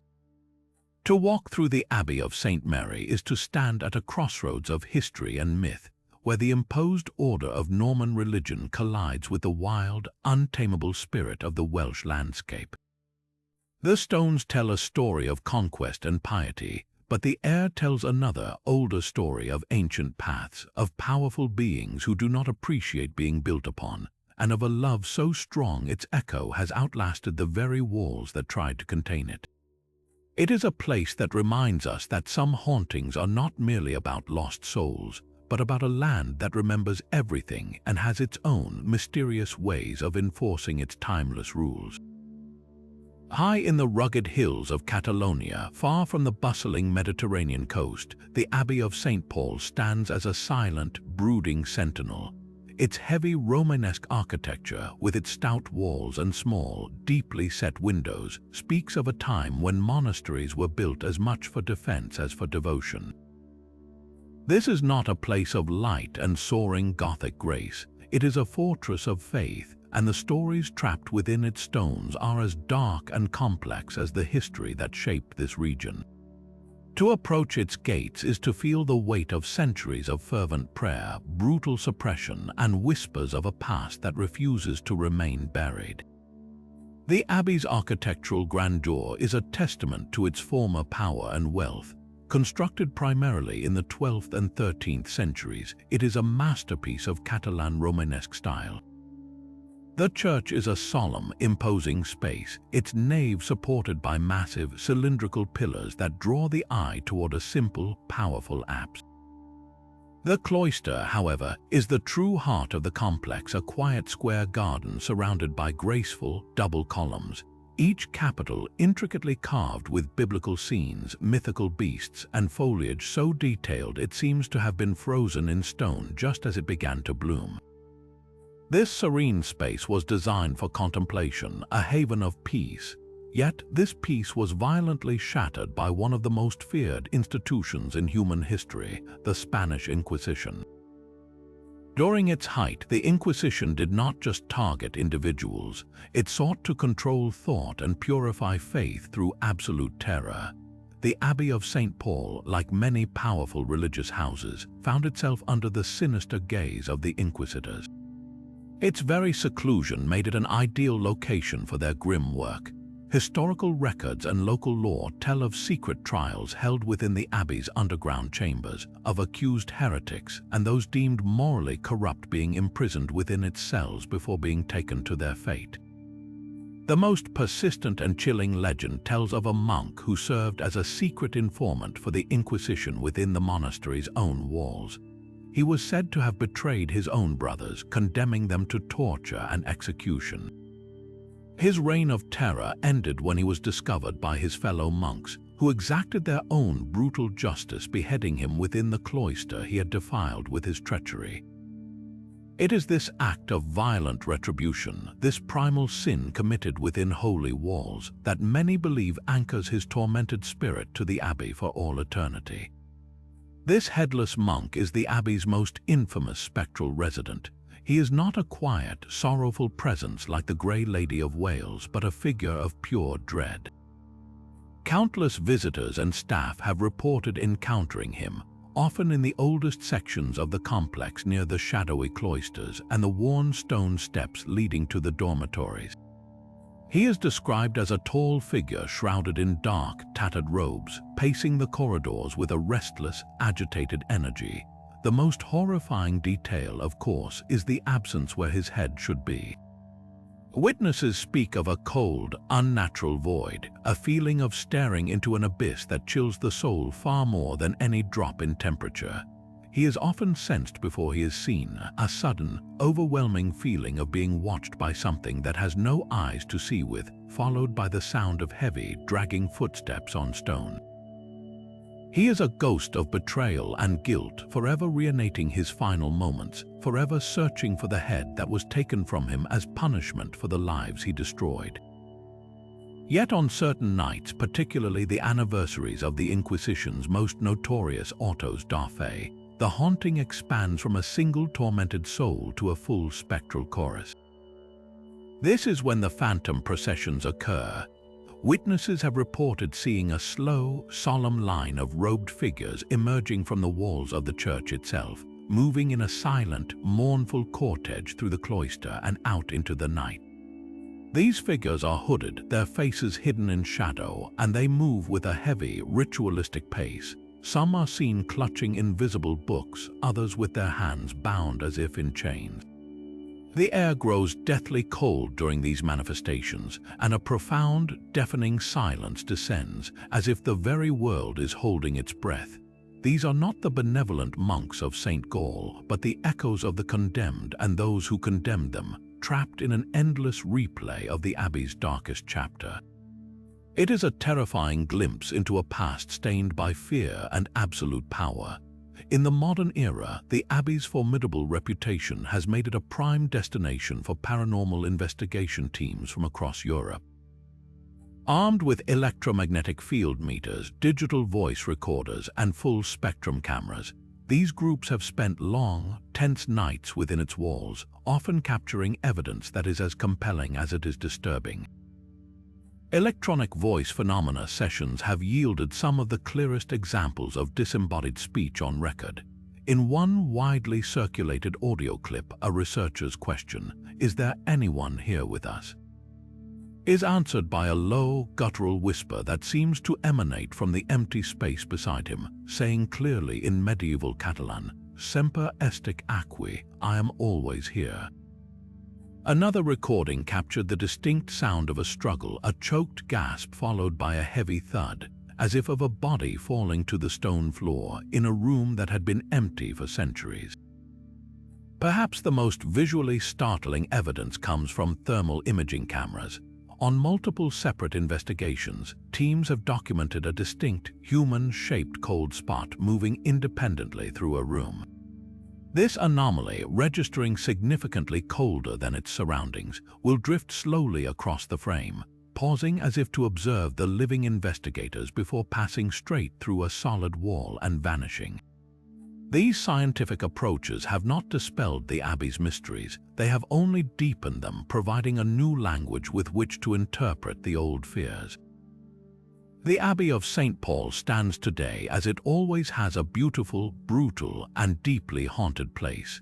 It is a monument where the sacred and the profane are forever intertwined, where the echoes of prayers are mingled with the whispers of the condemned, and where every shadow in the cloister seems to hold a secret centuries old. But if the abbeys we have visited so far speak of sorrowful nuns and headless traitors, then the ancient Abbey of St. George in Prague tells a different kind of story altogether, one not of faith shattered but of knowledge twisted. Perched within the Prague castle complex, its stark white Romanesque facade and twin towers present a deceptively simple face to the world. Yet beneath this ancient surface lies a history deeply entangled with the darker currents of alchemy, political intrigue, and a pursuit of power that many believe left a permanent stain on the very stone. This is not a place haunted by the grief of loss, but by the echoes of dangerous ambitions and experiments that cross the line between the material and the metaphysical. The Abbey's foundation in the 10th century marks it as one of the oldest in the Czech lands, established as a convent for Benedictine nuns. For centuries, it was a respected center of piety and learning. But its location within the seat of Bohemian power made it a focal point for the swirling intellectual and occult currents that defined Prague during the reign of the Holy Roman Emperor Rudolf II in the late 16th century. Rudolf was a man obsessed with the hidden arts, and his court became a magnet for the greatest astrologers, astronomers, and alchemists in Europe. The narrow, winding streets below the castle were said to be filled with the smoke and strange smells of their laboratories. While the nuns of St. George's maintained their prayers, the very air around them was thick with the promise of transmutation, the quest to turn base metals into gold and to discover the elixir of life itself. It is this era that gives the Abbey its most enduring and eerie legends. Whispers persist that not all the alchemical work was confined to the secular laboratories in the town. Some of the most secretive and dangerous experiments, those deemed too heretical or volatile for public knowledge, were allegedly conducted in hidden chambers beneath the Abbey itself, under the patronage of powerful, shadowy figures who had access to the convent. The goal was never merely gold. It was the ultimate secret, the philosopher's stone, a substance believed to grant not only limitless wealth but also immortality. The stories tell of experiments that went catastrophically wrong, not with explosions of fire but with ruptures in the fabric of reality itself. It is said that some of these reckless practitioners did not simply die. They became unmoored from our world, their essences trapped in a terrible, half-existent state within the Abbey's underground labyrinth. This history of dark experimentation manifests for modern visitors in a series of deeply unsettling phenomena, particularly within the Abbey's cold, cramped crypt. The air here is notoriously still and heavy, described by many as being thick enough to taste, a metallic, coppery tang that feels ancient and wrong. People consistently report a sensation of pressure, as if the weight of the castle above is not just physical but psychological, pushing down on them. This is accompanied by the feeling of invisible hands brushing against arms and faces, a touch that is not curious but investigative, as if something is testing the substance of the living. The most common apparition is not a full-bodied figure, but a drifting, smoky form that coalesces in the periphery of vision, often near the oldest, dampest walls. It smells faintly of sulfur and burnt herbs and seems to radiate a desperate, hungry intelligence. The hauntings are not confined to the crypt. The beautiful Basilica of St. George, with its soaring Gothic arches and revered tomb of St. Ludmilla, is also a site of strange occurrences. Despite the sacred space, visitors often speak of an overwhelming sense of being watched from the shadowy side chapels, a feeling of intense scrutiny that borders on hostility. Some have reported seeing the distorted, shadowy reflection of a figure standing behind them in the polished shine of a devotional candle holder, only to turn and find the space empty. The most disconcerting reports involve the sound of whispering, not the reverent murmur of prayer but a sibilant, frantic hissing, as if an argument is taking place just on the other side of a stone wall. It is the sound of secrets being debated, of formulas being recited, a ghostly echo of those long-ago alchemical debates that now forever haunt the place where they might have reached too far into the unknown. To walk through the Abbey of St. George is to feel the presence of an ambition that curdled, a search for enlightenment that instead found only a perpetual, restless darkness. Yet if the legends of headless monks and alchemical shadows speak of ambition and betrayal, the ancient Abbey of St. Michel in Normandy offers a haunting of a far more elemental and violent nature. Perched on a rugged granite islet just off the coast, this breathtaking fortress abbey appears to rise directly from the sea, its soaring Gothic spires and formidable battlements defying the brutal tides of the English Channel. For over 1,000 years, it has stood as a defiant silhouette against the sky, a place where the very air tastes of salt spray and ancient strife. Its history is not one of quiet monastic contemplation, but of blood-soaked conquest and desperate defense, a legacy that has stained the stones with a psychic residue of pure, undiluted fury. To understand the haunting of Mont Saint-Michel, one must first feel its impossible geography. It is not merely built near the water, it is a prisoner to it, completely cut off from the mainland at high tide and surrounded by vast, dangerous quicksands. For centuries, the only way to reach it was by a narrow, natural causeway, a treacherous path that pilgrims risked their lives to cross, often under the threat of attack.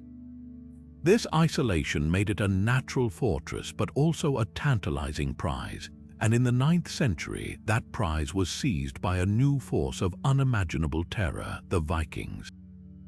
These Norse warriors, sailing their dragon-prowed longships up the coast, saw the abbey not as a holy site, but as a vault of unimaginable wealth, its gold and silver liturgical objects gleaming like a beacon.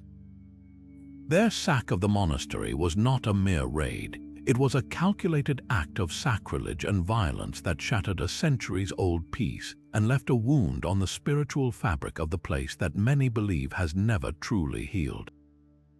It is from this traumatic violation that the Abbey's most persistent phantoms are born, the spectral Viking warriors.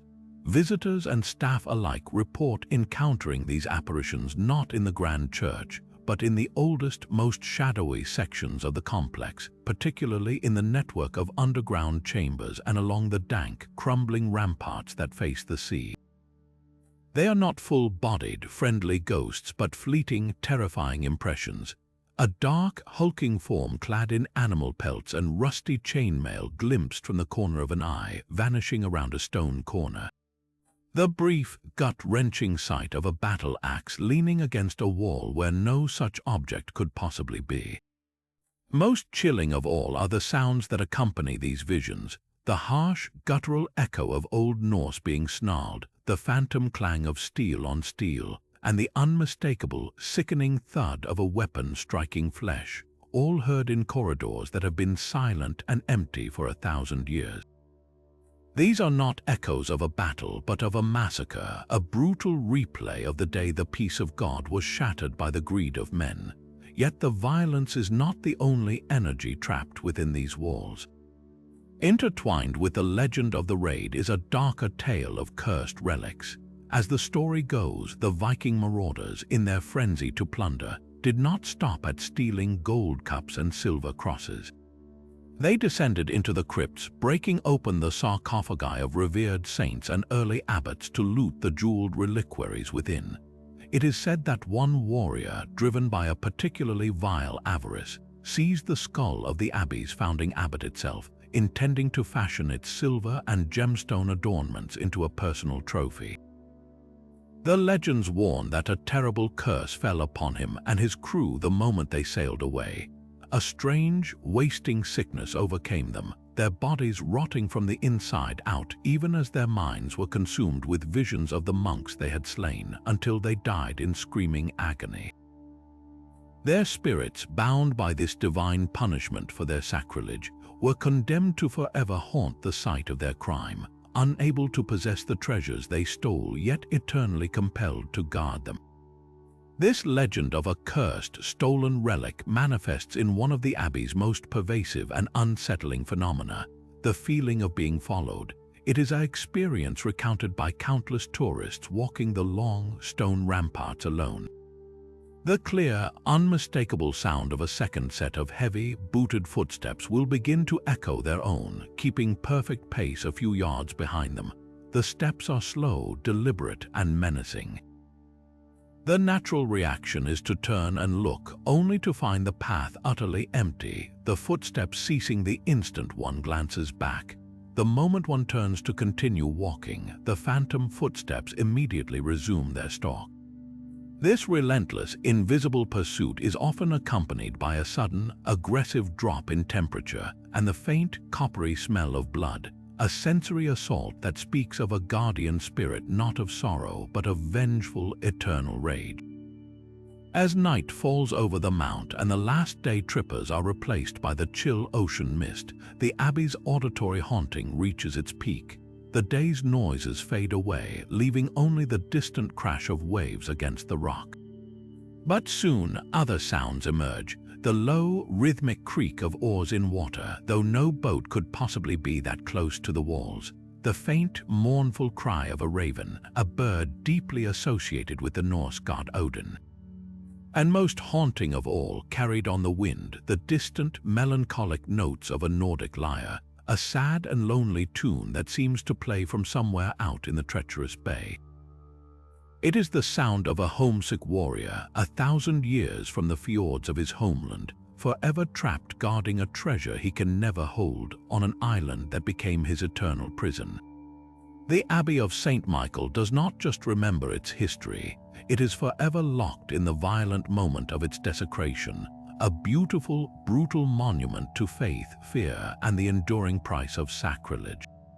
But our journey is not yet complete, for we must now travel south to the sun-drenched hills of Lazio, Italy, where a different kind of sacred mystery waits, shrouded in the shadow of the eternal city itself.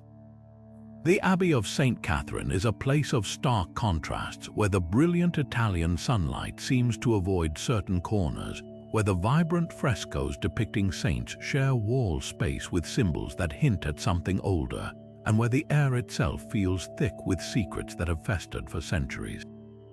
This is not a ruin haunted by Viking raiders or headless monks, but by a far more intimate and insidious spectre, the ghost of forbidden love and the bitter sting of betrayal, all set against a backdrop of rumored occult practices that twist the very purpose of this holy retreat.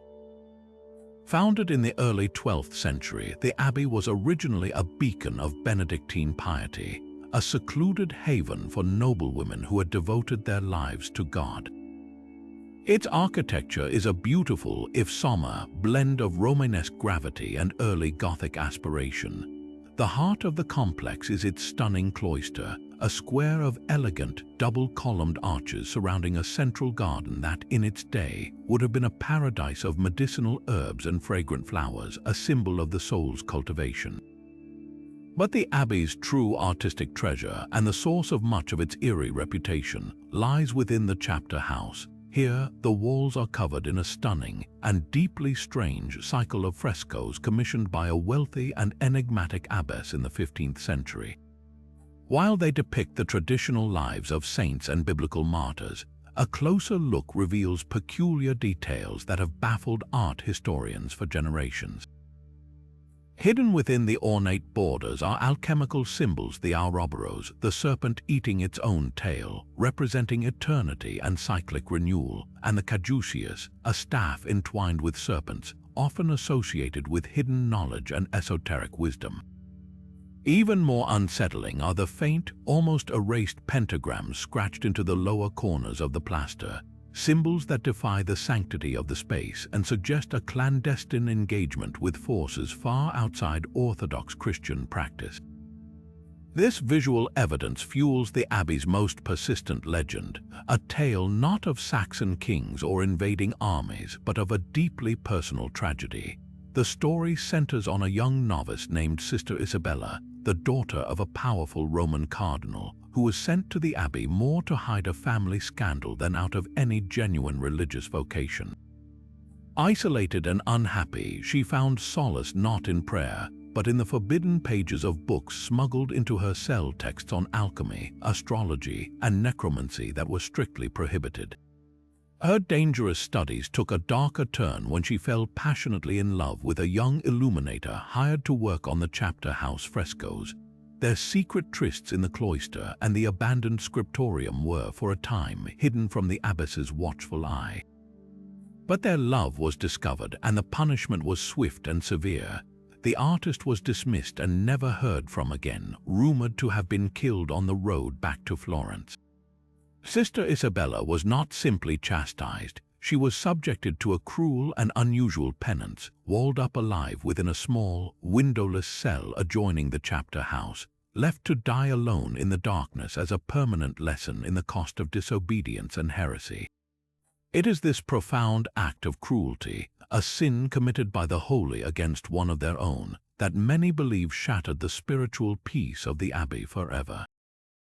The most commonly reported phenomenon is the feeling of an overwhelming, suffocating sadness that seems to radiate from the very stones of the cloister walk, a palpable grief that brings visitors to tears without any understandable cause. This emotional resonance is strongest near the infamous cell, now just a shallow niche in the wall, where people report hearing the faint, ragged sound of a woman sobbing, a sound that seems to come from within the solid masonry itself. But the haunting is not merely auditory. The physical signature of Sister Isabella's presence is a series of inexplicable and intense cold spots.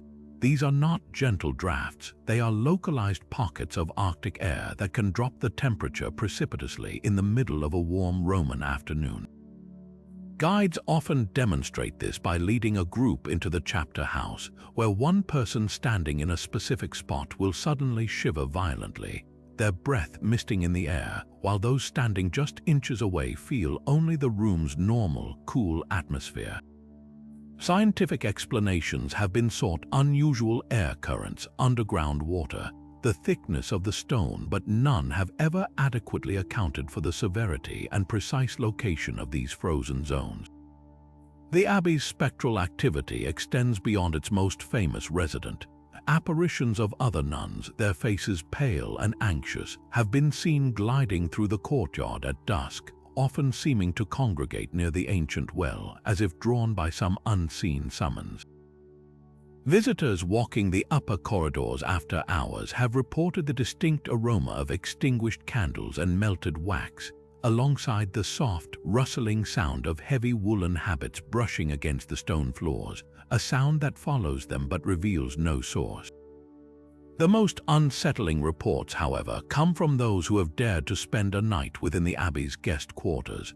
They speak of the feeling of a presence sitting on the edge of their bed, a palpable weight that depresses the mattress, and of waking to the sensation of invisible fingers gently, almost lovingly, stroking their hair, a touch that is at once comforting and deeply terrifying. The Abbey of St. Catherine does not offer the grand, historical hauntings of kings and conquerors. It offers something far more personal and psychologically piercing, a ghost story of a broken heart, of knowledge sought and punished, and of a love so intense that its despair has seeped into the mortar, ensuring that the story of Sister Isabella is never, ever forgotten.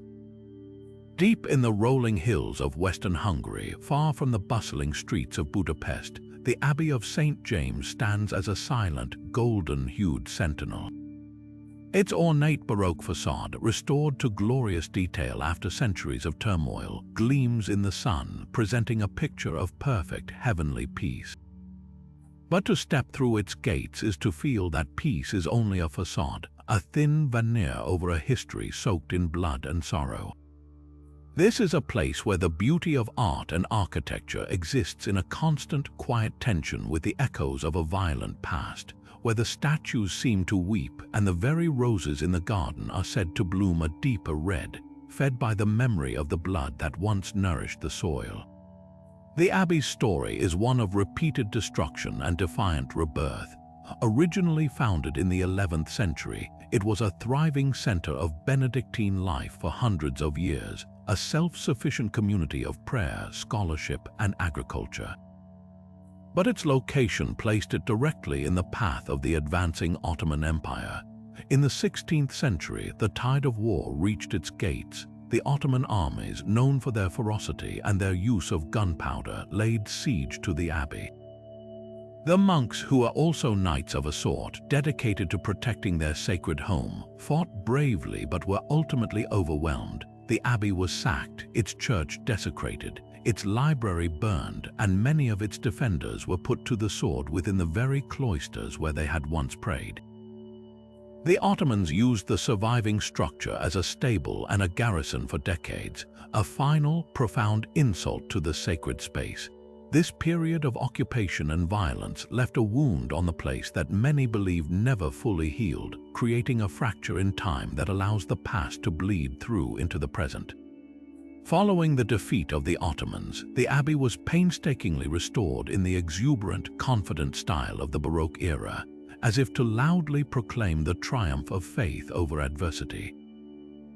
Gilded altarpieces replaced simple stone ones, vibrant frescoes of saints and angels covered the soot-stained walls, and the air was once again filled with incense and chant.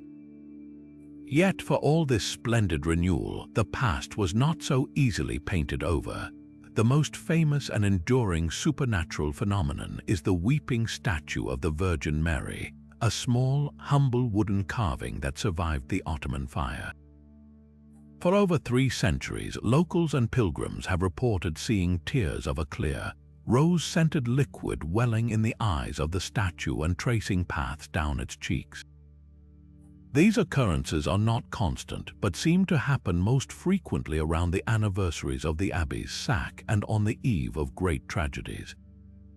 Scientists have analyzed the tears, finding only pure water and the faintest essence of rose oil with no logical source. For the faithful, it is a sign of divine sorrow for the suffering that took place.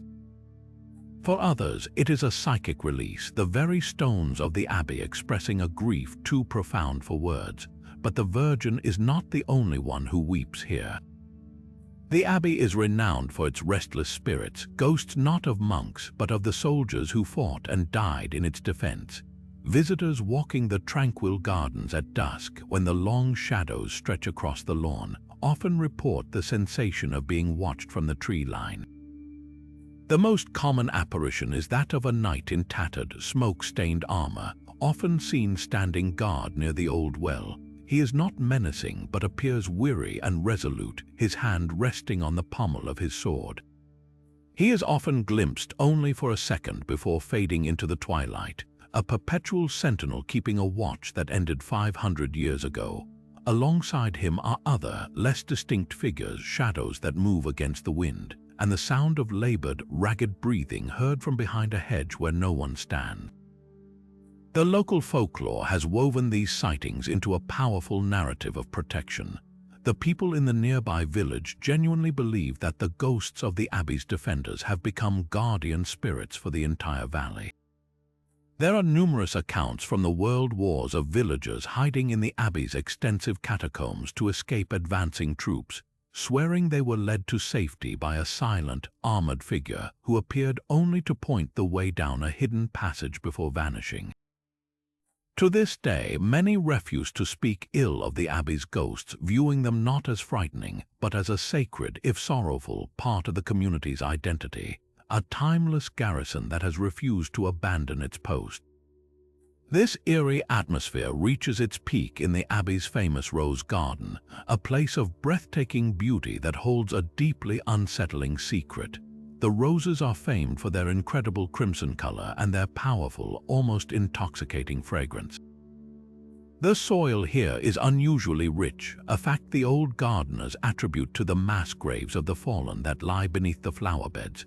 Those who walk these paths alone, especially on warm, still afternoons, often experience a sudden and complete sensory disorientation. The vibrant scent of the roses will, without warning, be overtaken by the coppery, metallic smell of blood, so strong and vivid it can make a person's stomach turn. This is accompanied by a wave of intense emotional resonance, not fear, but a profound and desperate sadness, a longing for home, and the sharp, bitter taste of regret.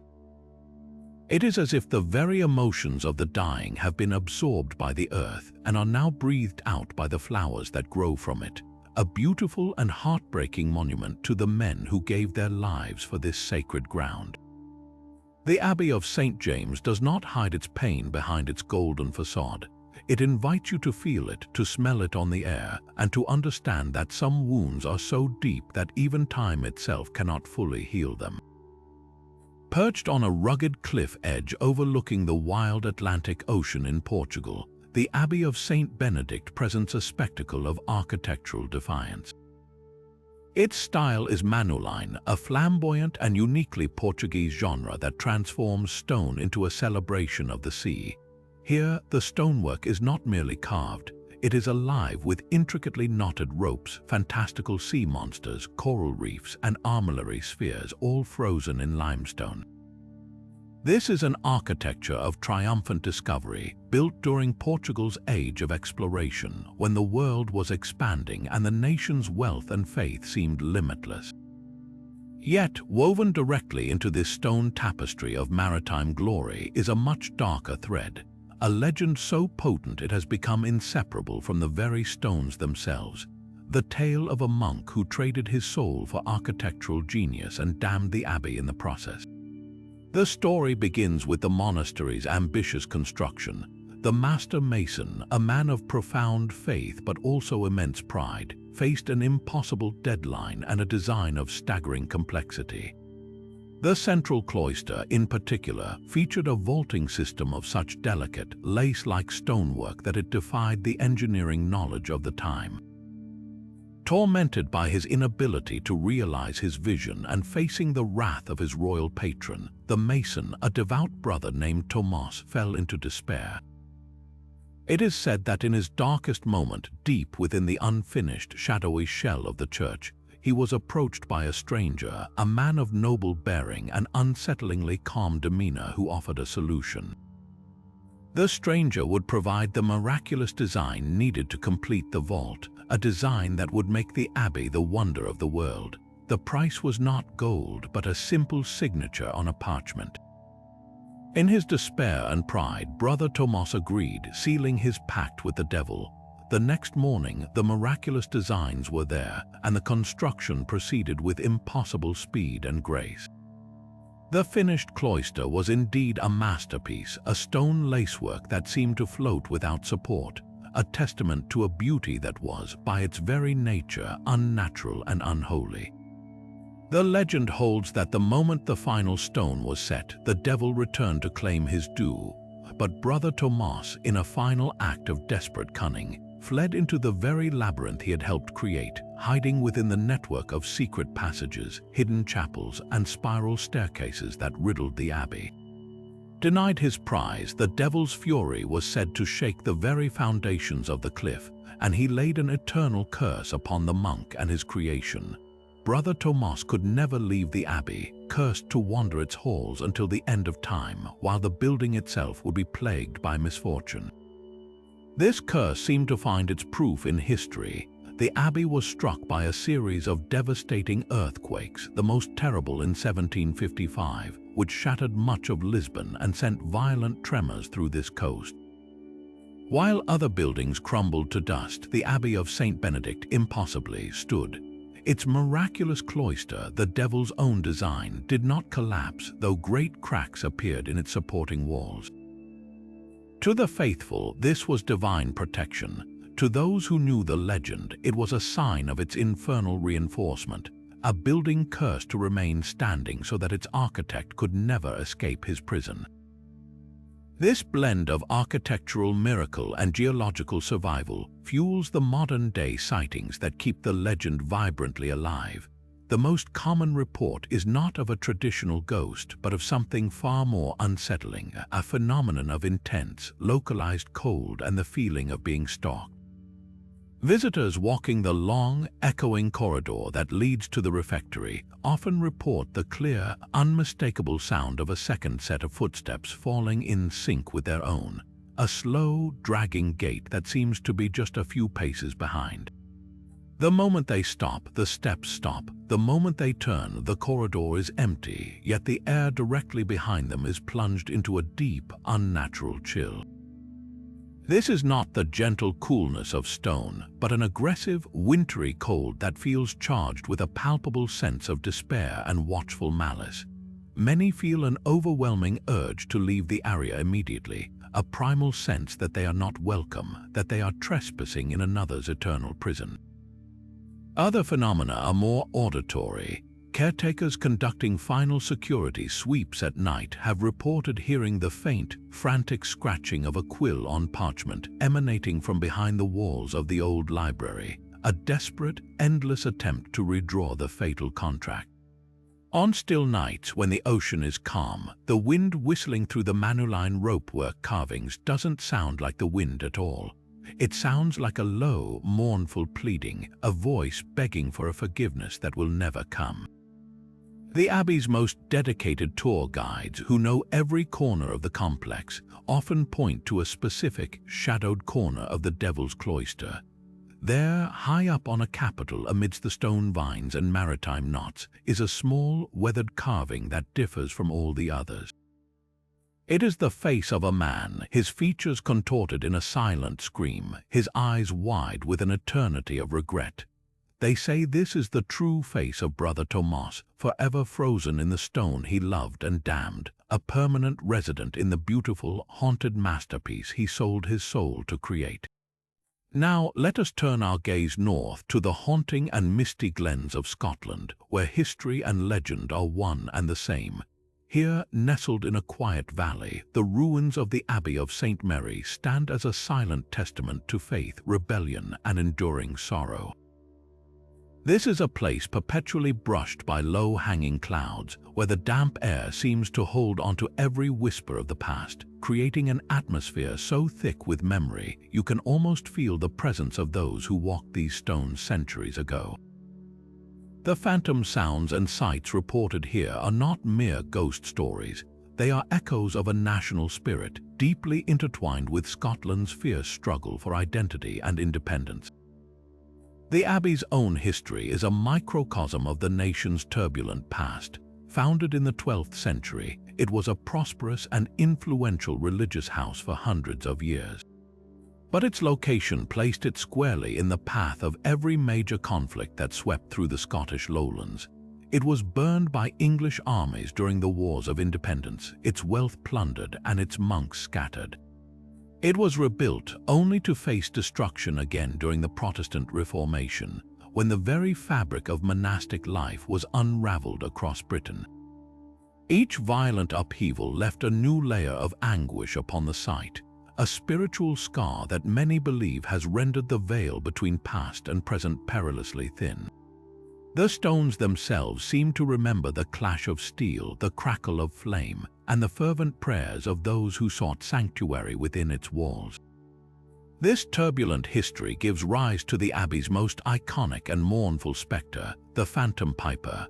On evenings when a thick, rolling mist pours down from the surrounding hills, visitors and locals alike have reported hearing the distant, melancholic skirl of bagpipes.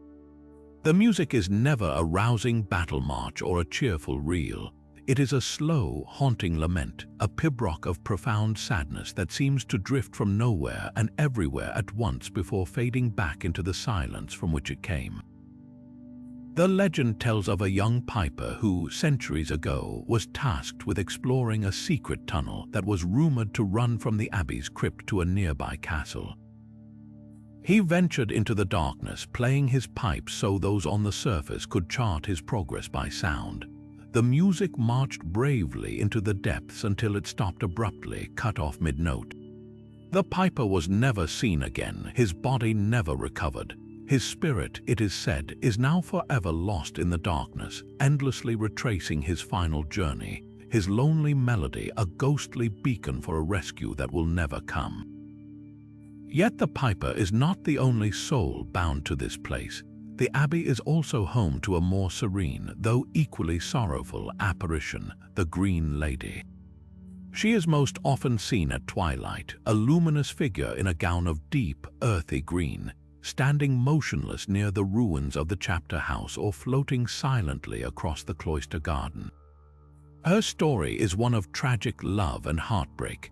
Local lore suggests she was the daughter of a nobleman, perhaps even the abbot himself, who fell in love with a young man from a rival clan.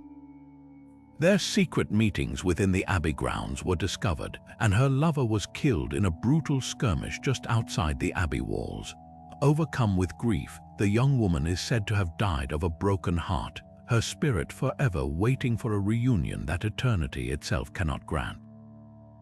Those who have seen her describe an overwhelming feeling of compassion and sadness, a coldness that is not hostile but deeply melancholic, as if the air itself mourns with her.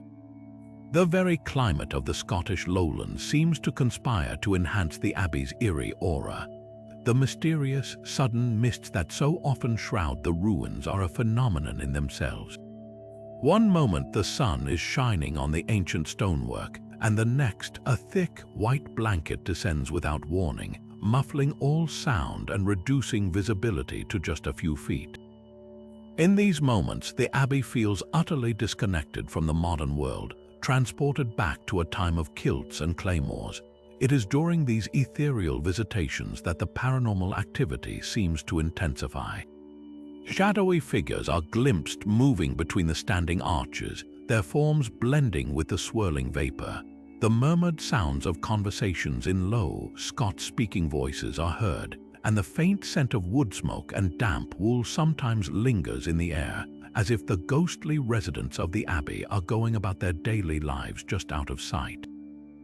The Abbey of St. Mary does not simply house ghosts, it exists within a memory of mist and stone, a sacred space where Scotland's history of love, loss, and defiance continues to play out forever just beyond the corner of your eye. Nestled in the rolling farmland of Belgium, the Abbey of St. Peter presents a picture of serene, pastoral order. Unlike the dramatic ruins we have explored, this is a living, working community of Trappist monks, an order known for its strict adherence to the rule of Saint Benedict and a life dedicated to prayer, meditation, and manual labor. The air here is often sweet with the scent of fermenting grain and baking bread, and the quiet is broken only by the rhythmic chanting of the divine office. It is a place of profound peace and disciplined routine, a world turned inward. Yet, even here, within this bastion of steadfast faith and daily toil, the past is not a closed book. It lingers in the corners of the old library, echoes through the cavernous brewery, and walks the hidden passageways known only to the brothers and to those who never truly left. The source of the Abbey's earthly sustenance and the heart of its modern reputation is its brewery. For centuries, the monks have practiced the art of brewing, creating rich, complex beers that are prized around the world. This work is not for profit but a form of worship, a way to support the monastery and its charitable works through the fruit of their own hands. The brewery is a place of steaming copper kettles and the warm, earthy smell of hops and malt, a sanctuary of industry. But many who have taken the guided tour, especially in the oldest sections where the stone walls are dark with age and moisture, speak of an older, more permanent staff still overseeing the sacred craft. Visitors recount feeling a sudden, distinct drop in temperature near the massive oak fermentation tanks, a chill that seems to move against the warmth of the room. Others have reported the fleeting glimpse of a robed figure reflected in the gleaming surface of a copper pipe, a silent supervisor who vanishes when one turns to look. Most haunting of all are the sounds heard when the machinery is silent, the soft, shuffling footstep of someone moving between the vats and the faint, clear clink of glass, as if bottles are being inspected and approved by an unseen quality control manager from another age. If the brewery is the Abbey's heart, then its ancient library is its soul. This is not a brightly lit modern study hall, but a cavernous space of dark, carved wood and towering shelves that groan under the weight of centuries of accumulated knowledge. The air is thick with the venerable scent of old leather, parchment, and dust, the perfume of history itself.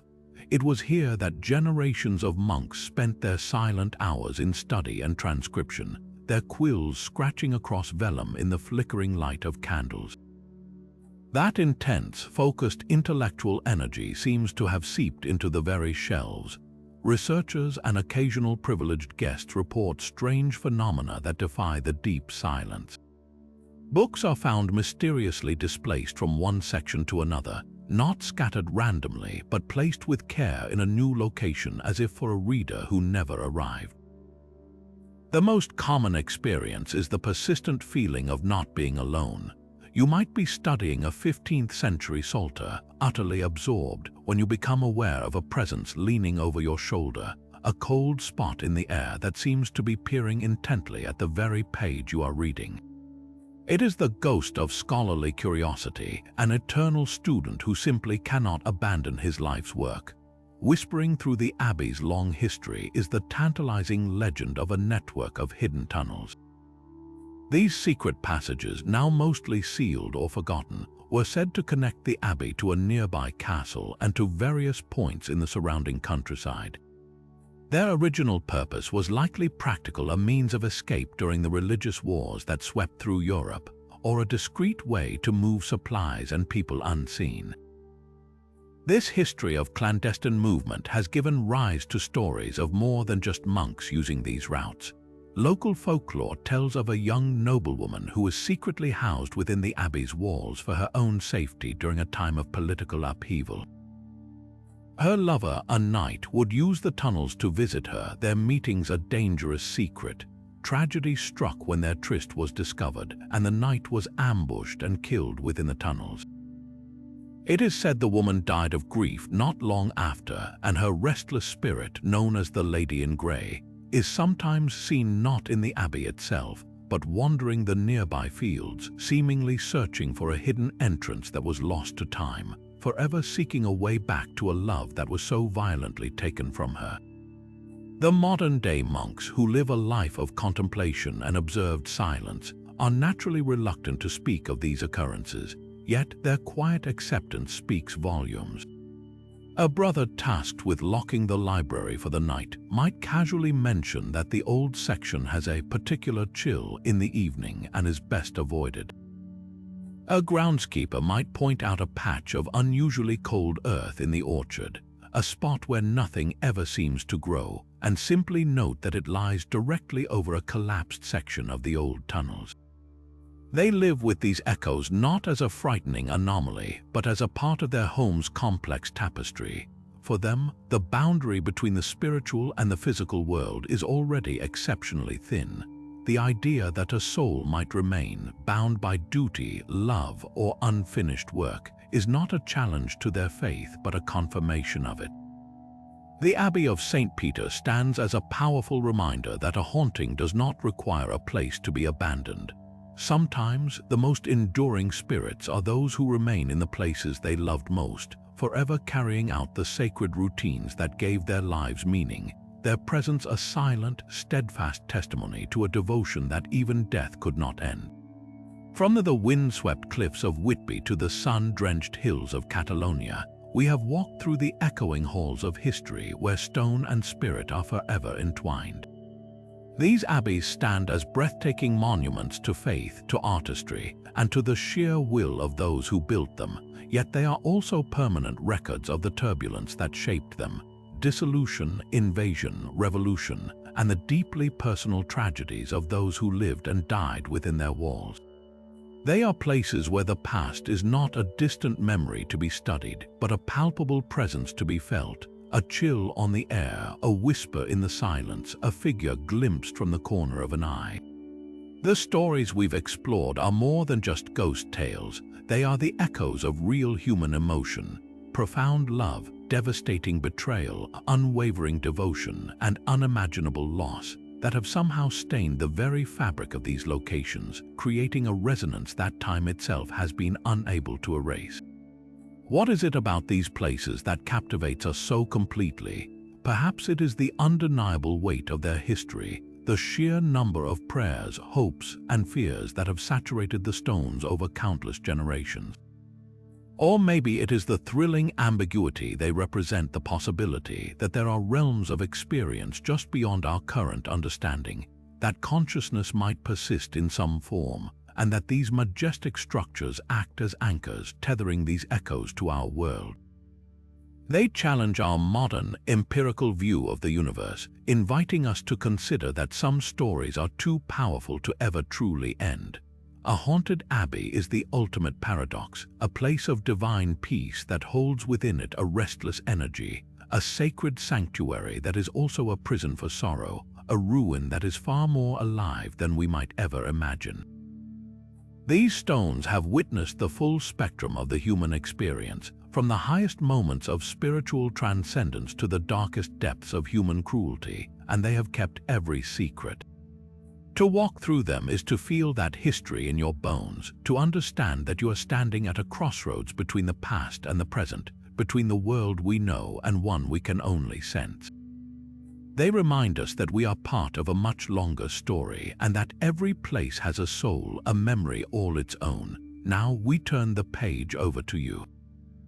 Have you ever felt a sudden chill in an ancient place, heard a whisper where there was no one, or captured something unexplained in a photograph?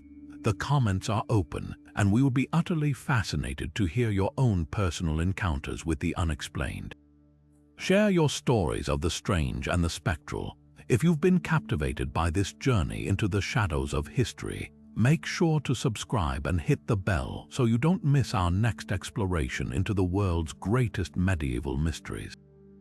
And if you ever find yourself traveling through Europe, consider stepping off the beaten path and into the hallowed, haunted silence of one of these abbeys. Go with respect, with an open mind, and perhaps with a friend. See if you can feel the echoes for yourself. Just remember, when you stand in those ancient cloisters and the last tourist has gone, when the light begins to fade and the stones grow cold, you might not be as alone as you think. The real question is, are you brave enough to find